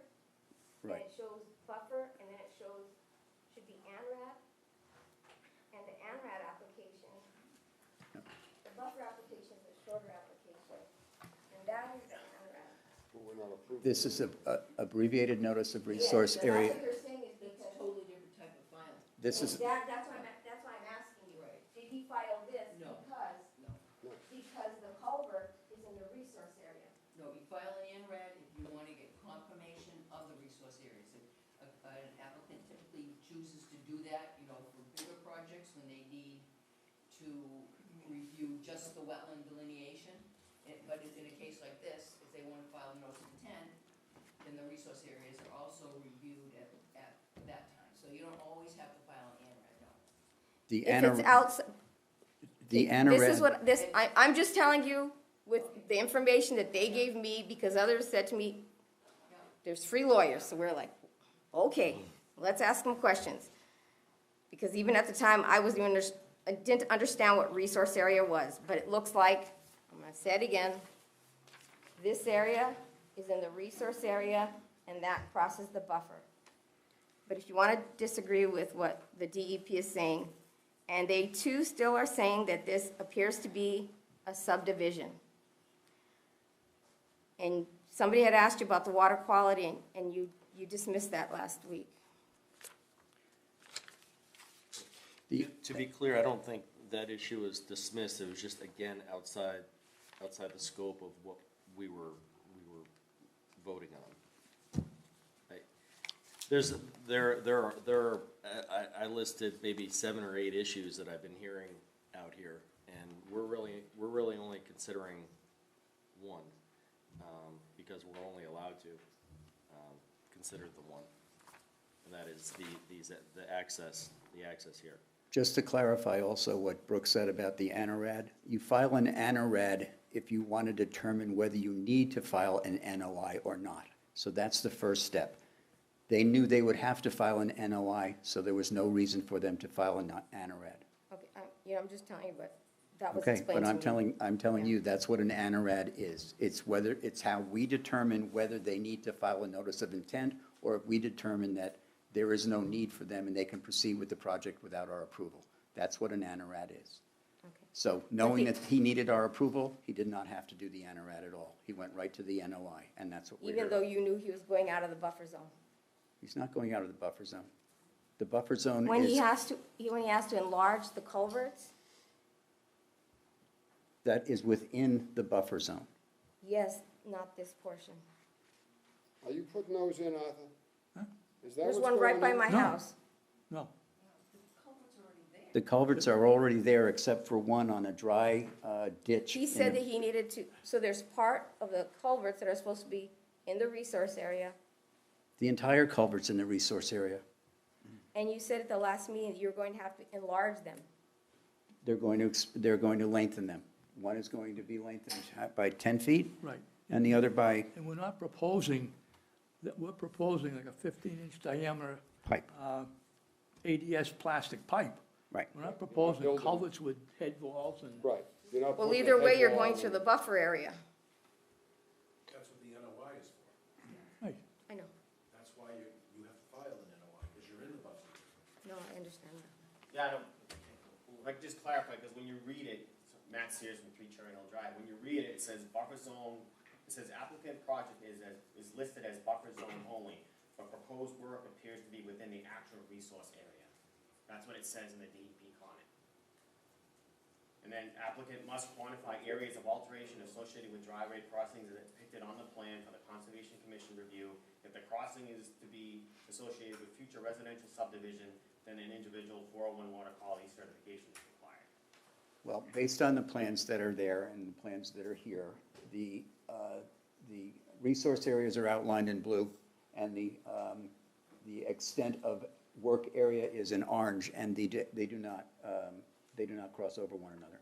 If I could, Mr. Chairman, when DEP issues a file number and puts comments in it, they flag comments for the commission to look at and address, just to make sure that you're aware of those comments. And we did discuss them at our on-site meeting, and we did discuss them at our last meeting. So all they're doing is bringing it to your attention that you should look at this and, you know, maybe somewhere in your order of conditions, you address it. That's typically what their comments are for. Yes, well, What drawings were they looking at? Did they get the original drawings, or did they get the amended drawings? Because these have been amended, correct? They have both.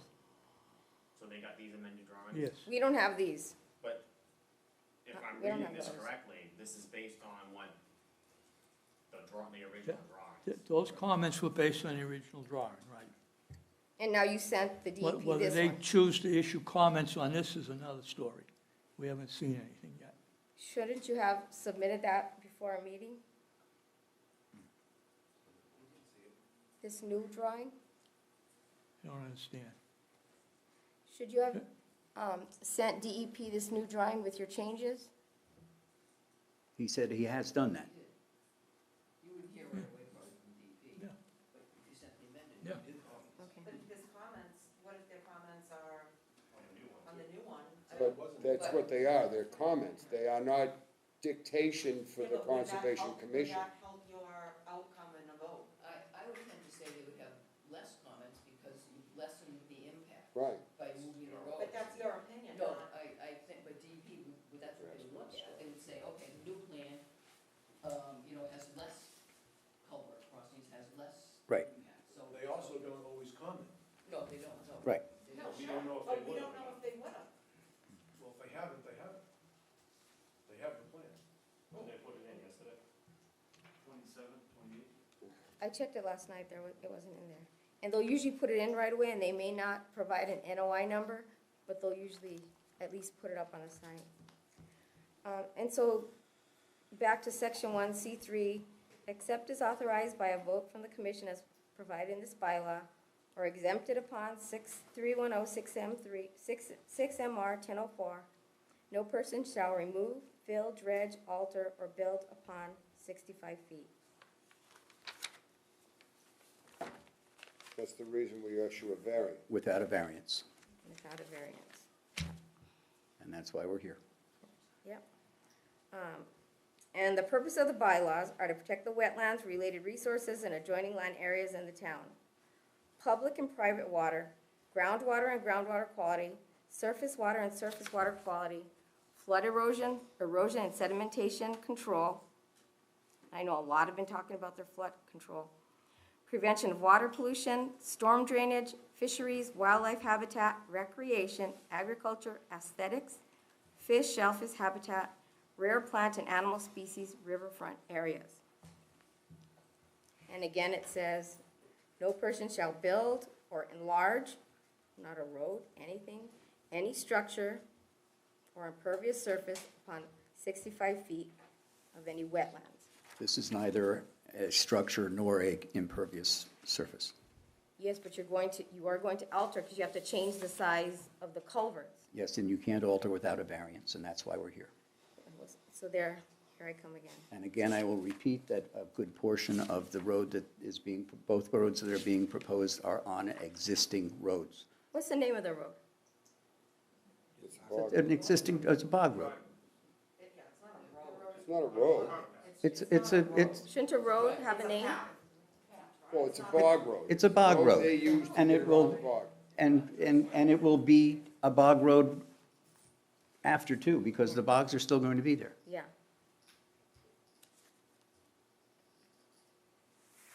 But is it going to have a name? No, It's gonna be a driveway. it's a driveway. What's going to be the addresses of the home? Something Pine Street.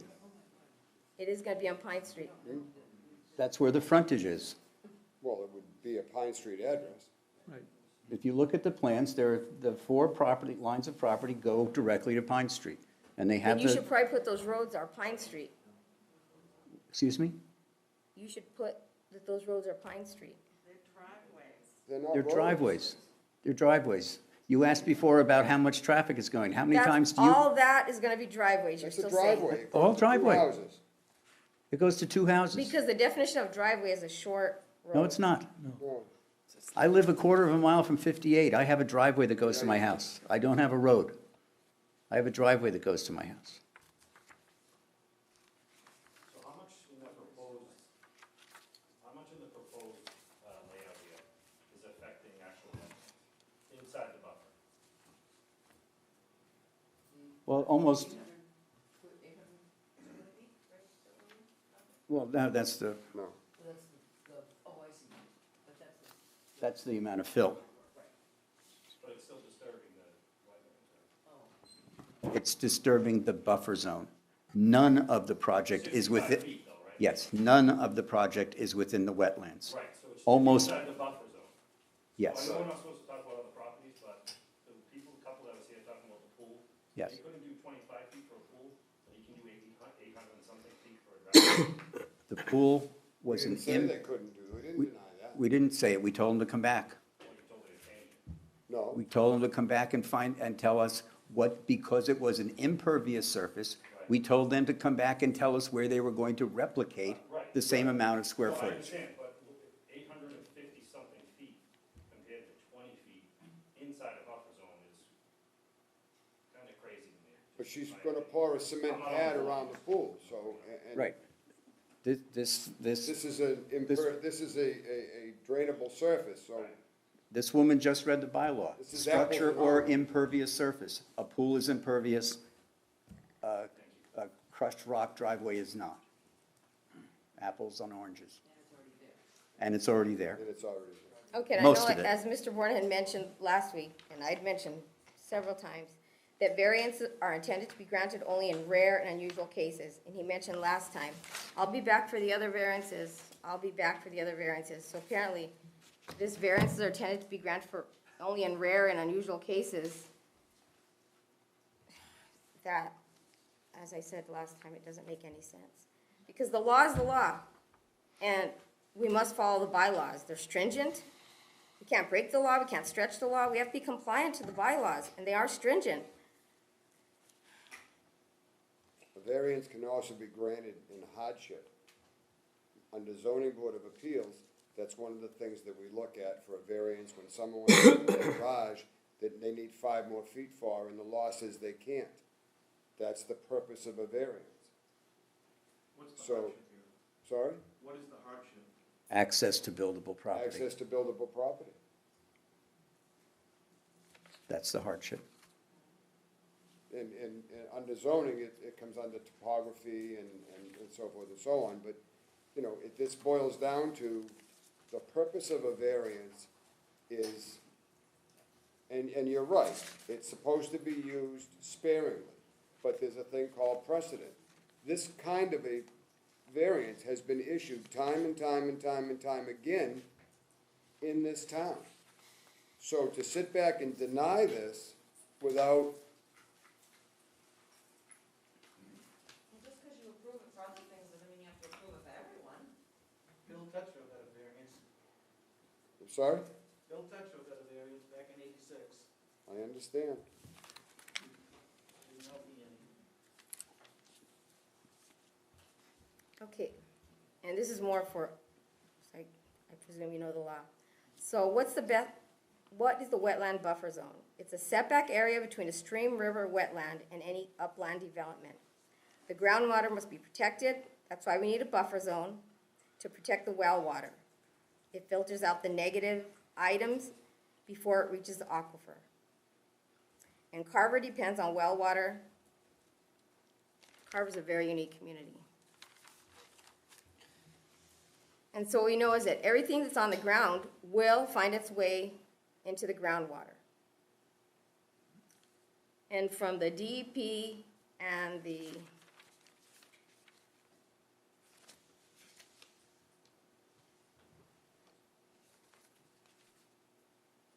Environmental Protection Agency.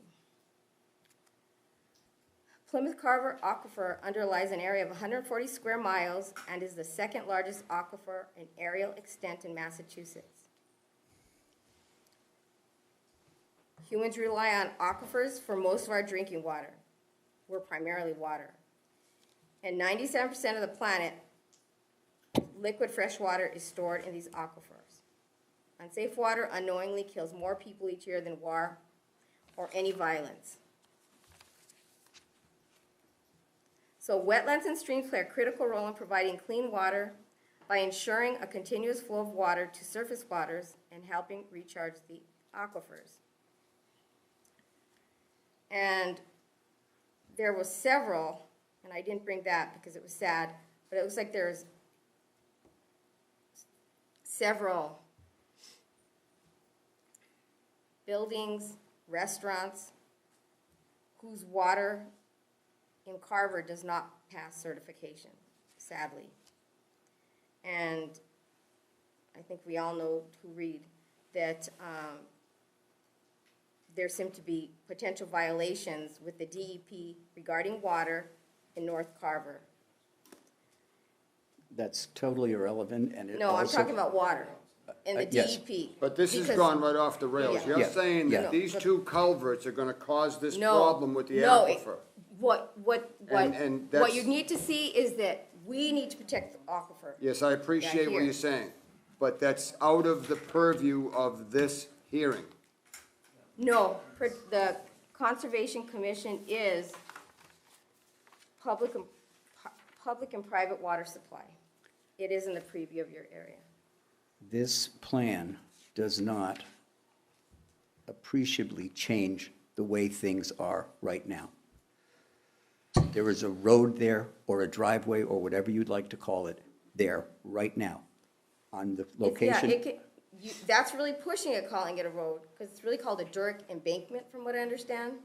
It is a bog road. It is a road, it is an embankment, a dike that the Cranberry Bog owner used to move his equipment around the Cranberry Bog. It is wide enough to be a road, or driveway, or whatever you'd like to call it.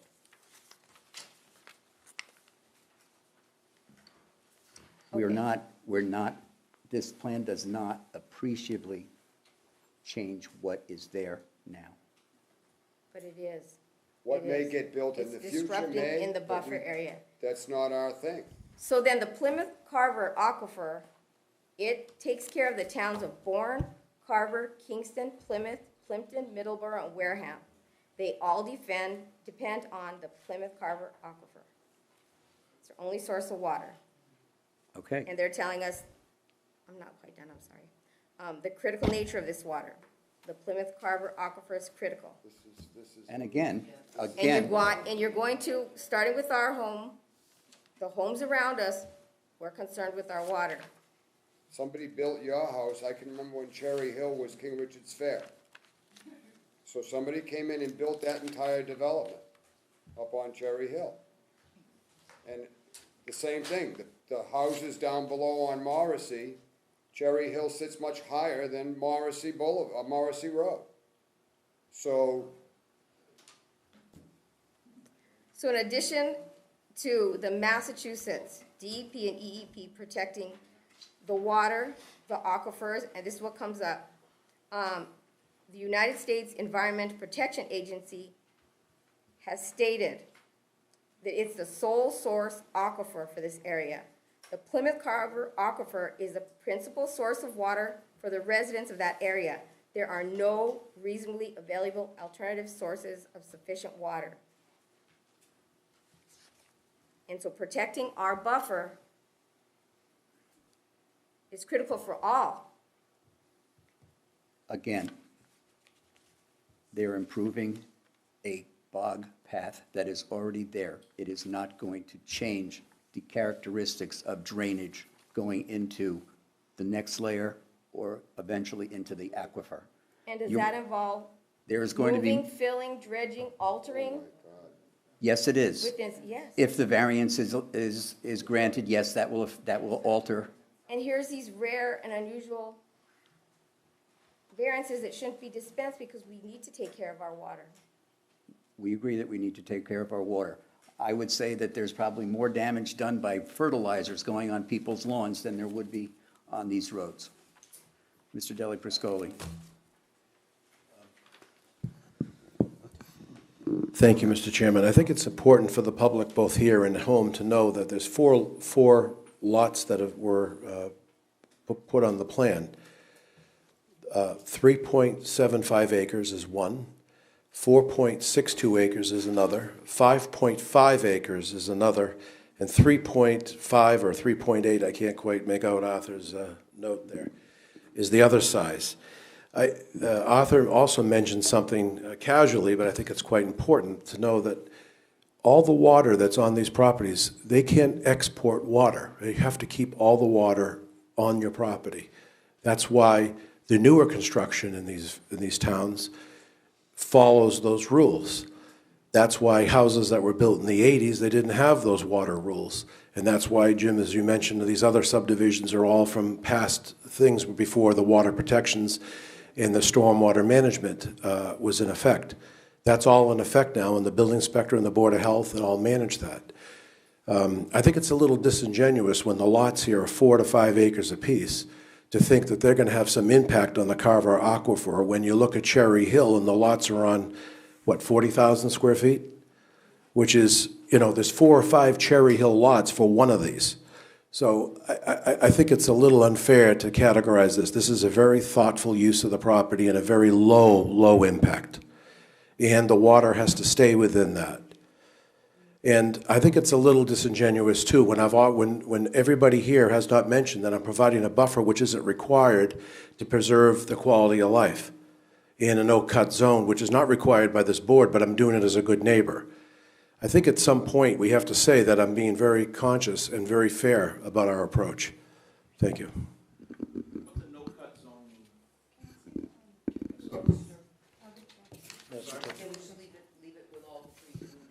A no-cut zone, as Brooks mentioned, is that we're going to leave it as a buffer, that we're not going to disturb it.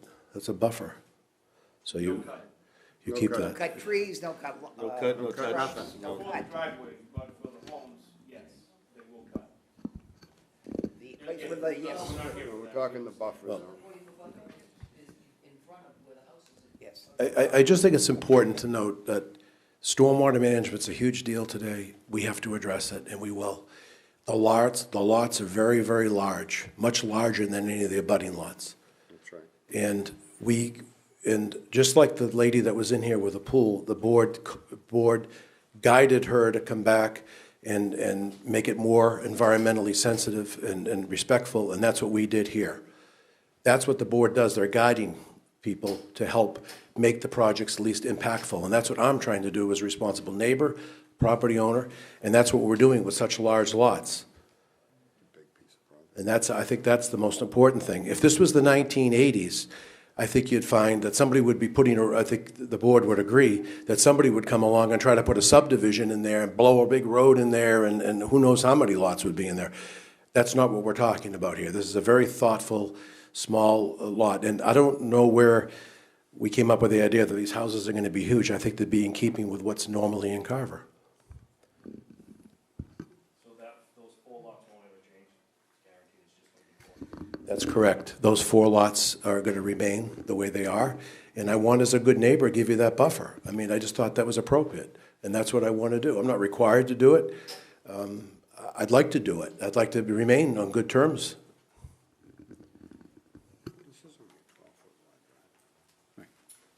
Are there any more comments?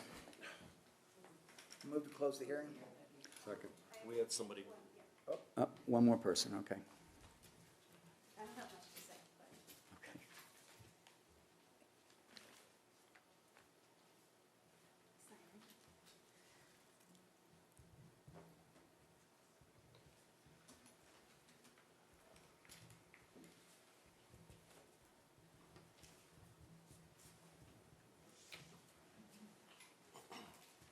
My name's Amy Toby. I'm at 6 Pine Street, so I'm right next to the proposed driveways. Just want to say I'm concerned about my You're on the left side, right? Coming around the corner? You're on the left the side? first house. Okay, I know where you are. Yeah, Okay. okay. Just concerned. I lost my husband about 1.5 years ago. I have 2 small boys, so any kind of cost I would incur from my well water being contaminated or extra water in the basement, just concerned. Just wanted it on the record that I'm concerned. The house we bought 6 years ago almost, they said nobody could build behind us. Obviously not true, but a neighbor came over the other night and said, you should come by, there's a lot of stuff going on. My little boy said to me, Mom, are we gonna have to move? And it was really hard for me to, it's just, I just wanna make sure like nothing happens to my water, my basement, so. I understand, and you weren't lied to, because the fact is, if you, I know where your house sits, and no one is building behind you. Right. It's way down in that other corner, because they can't build behind you, because there's a reservoir right there. Right. So. I just wanna make sure like Yeah, and nothing's it was gonna. the same, and you had concerns, and this board listened to every one of those concerns when they wanted to put the solar across the street on those bogs. Yeah, I don't have So- anything prepared, I work full-time, it was kinda Yeah. hard to even get here tonight with only me, so I just wanted to, voice my appreciate it. concern. Thank you. Thank you. There's a motion made. I move to close the hearing. Second. I had one more question for Mr. Borden. So, Mr. Borden, from Pine Street on, you're saying those are just driveways, they're not roads? That's correct, they're driveways. And you're not calling them roads No, at all? no. I have a driveway to my house, I don't call it a road, it's a driveway. It's access from the main road to my house. Same as the driveway's chairman said, 12 he's got a driveway off of Main, South Main, that's quarter of a mile long, it's a driveway, it's not a road.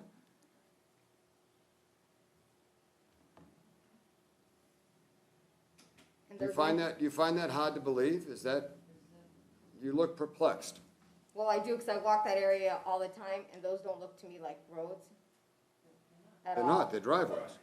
I know, but these driveways My Still have driveway's to- 1,200 feet long, I wouldn't call it a road. still have to fit, he said they're gonna be 18 feet, right? 15, I It believe. says 15. I 18. think it says 12. 18. The common part of the common part Common of the part drives is are 18. Where it branches off to each individual lot, Okay. it Okay. feathers down to 12. That would make sense. I mean, how are you gonna pass each other? Right. So you're gonna have 18 and 12. No, not together. 18. No, not together, no, two different ones. So what if someone's trying to come out of their house when someone's trying to come into their house and they meet in the middle? That's the reason why it's 18 feet, so Yeah, that so- nobody has to back up. So a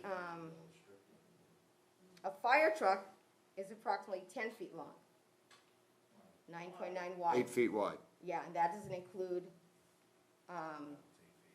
what sticks out on the. It's 8 feet. Doors, the ladders. The ladders, and then what, the doors, the lights, yeah, okay. And then an ambulance, I have it as almost 9 feet. No, they're 8 feet wide. That's the state law. You Okay. can't be wider than 8'6".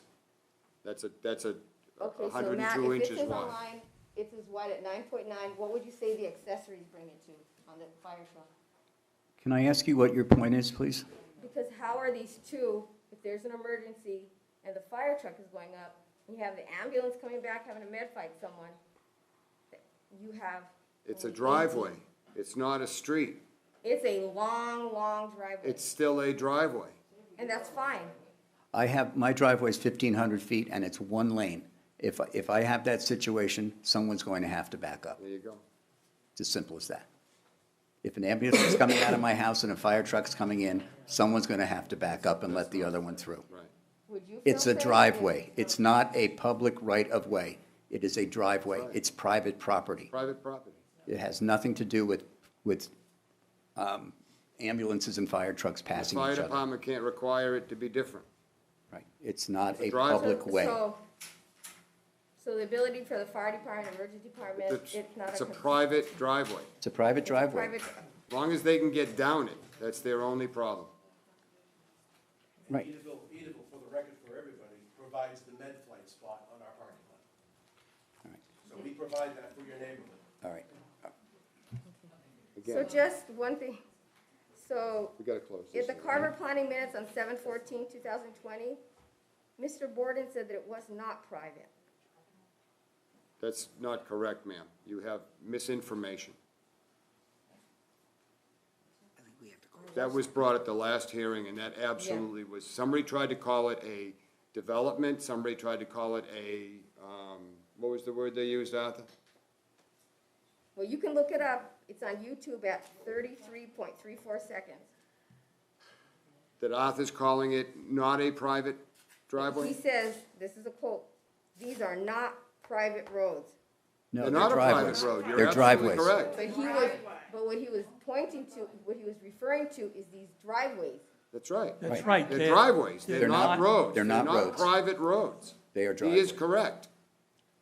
Okay, and then somebody had asked at the last meeting, does the town have to take care of them? No, No. they're private property. But if you see in the rules, it says that the Department of Public Works sees that they're not taking care of those roads. No, it's a driveway. It's a private property. They I'm sorry, still, ma'am. If for you the- don't clean up for your the- driveway, the town is not gonna do it for you. For the safety and welfare of the residents, the first responders, if somebody needs, they need to You are get to them. misreading the law. No, the Department of Public Works does have to. You are misreading the law. DPW is not gonna fix that driveway. Does that sound correct?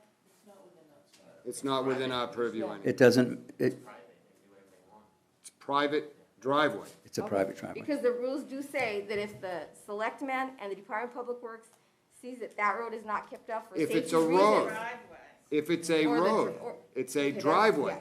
That if they, let me put it this way, if they don't have access because to it's that not a road. individual- They don't have access to a road, then they can act. They cannot act to do anything with private property. It's private property.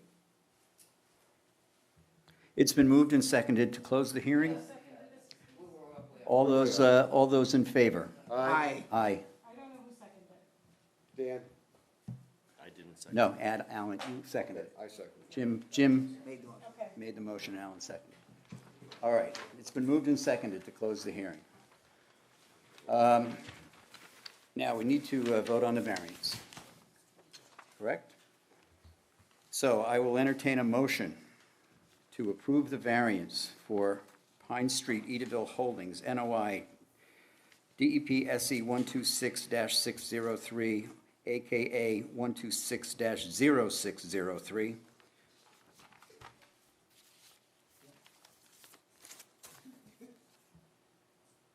I'll move.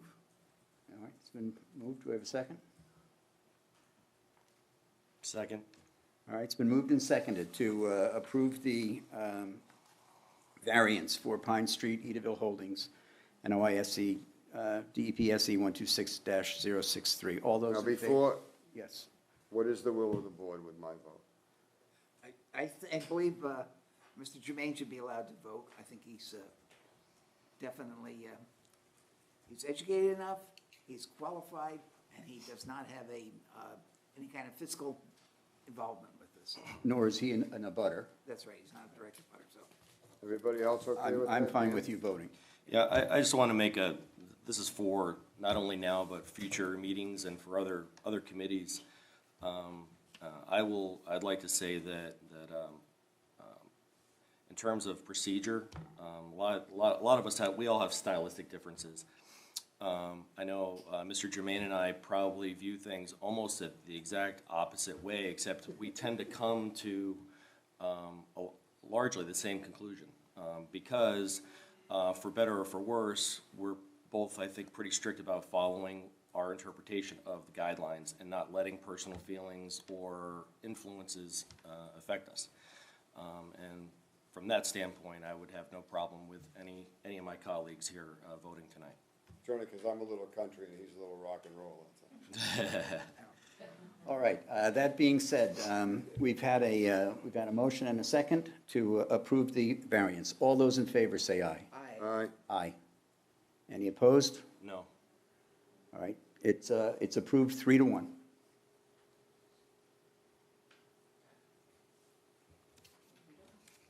All right. Thank you all. I wish you luck. I really would try every avenue that you have to make your Yeah, don't your let issues. don't let this go away. If this is as big a concern, don't let this just go away. And you have the right to appeal this to DEP. looking for the minutes from last meeting. Yes. They just got approved They're tonight. storming out the door. But they don't usually print them online, right? They What do they do, expect? they're probably a month behind. I will submit those at least in the next 2 days. We just approve this and get the hell out of here. So, I would say maybe on Monday. Oh, so we're done? Yeah. Awesome. Can I make a motion to adjourn? You can. Motion to adjourn. Second? Forget it. We did the amendment. We did the minute. Second. Second. All right, it's been moved and seconded to adjourn. All those in favor? Aye. Aye. We adjourn. All right. Motion, second, Dan. We're out. 4-0.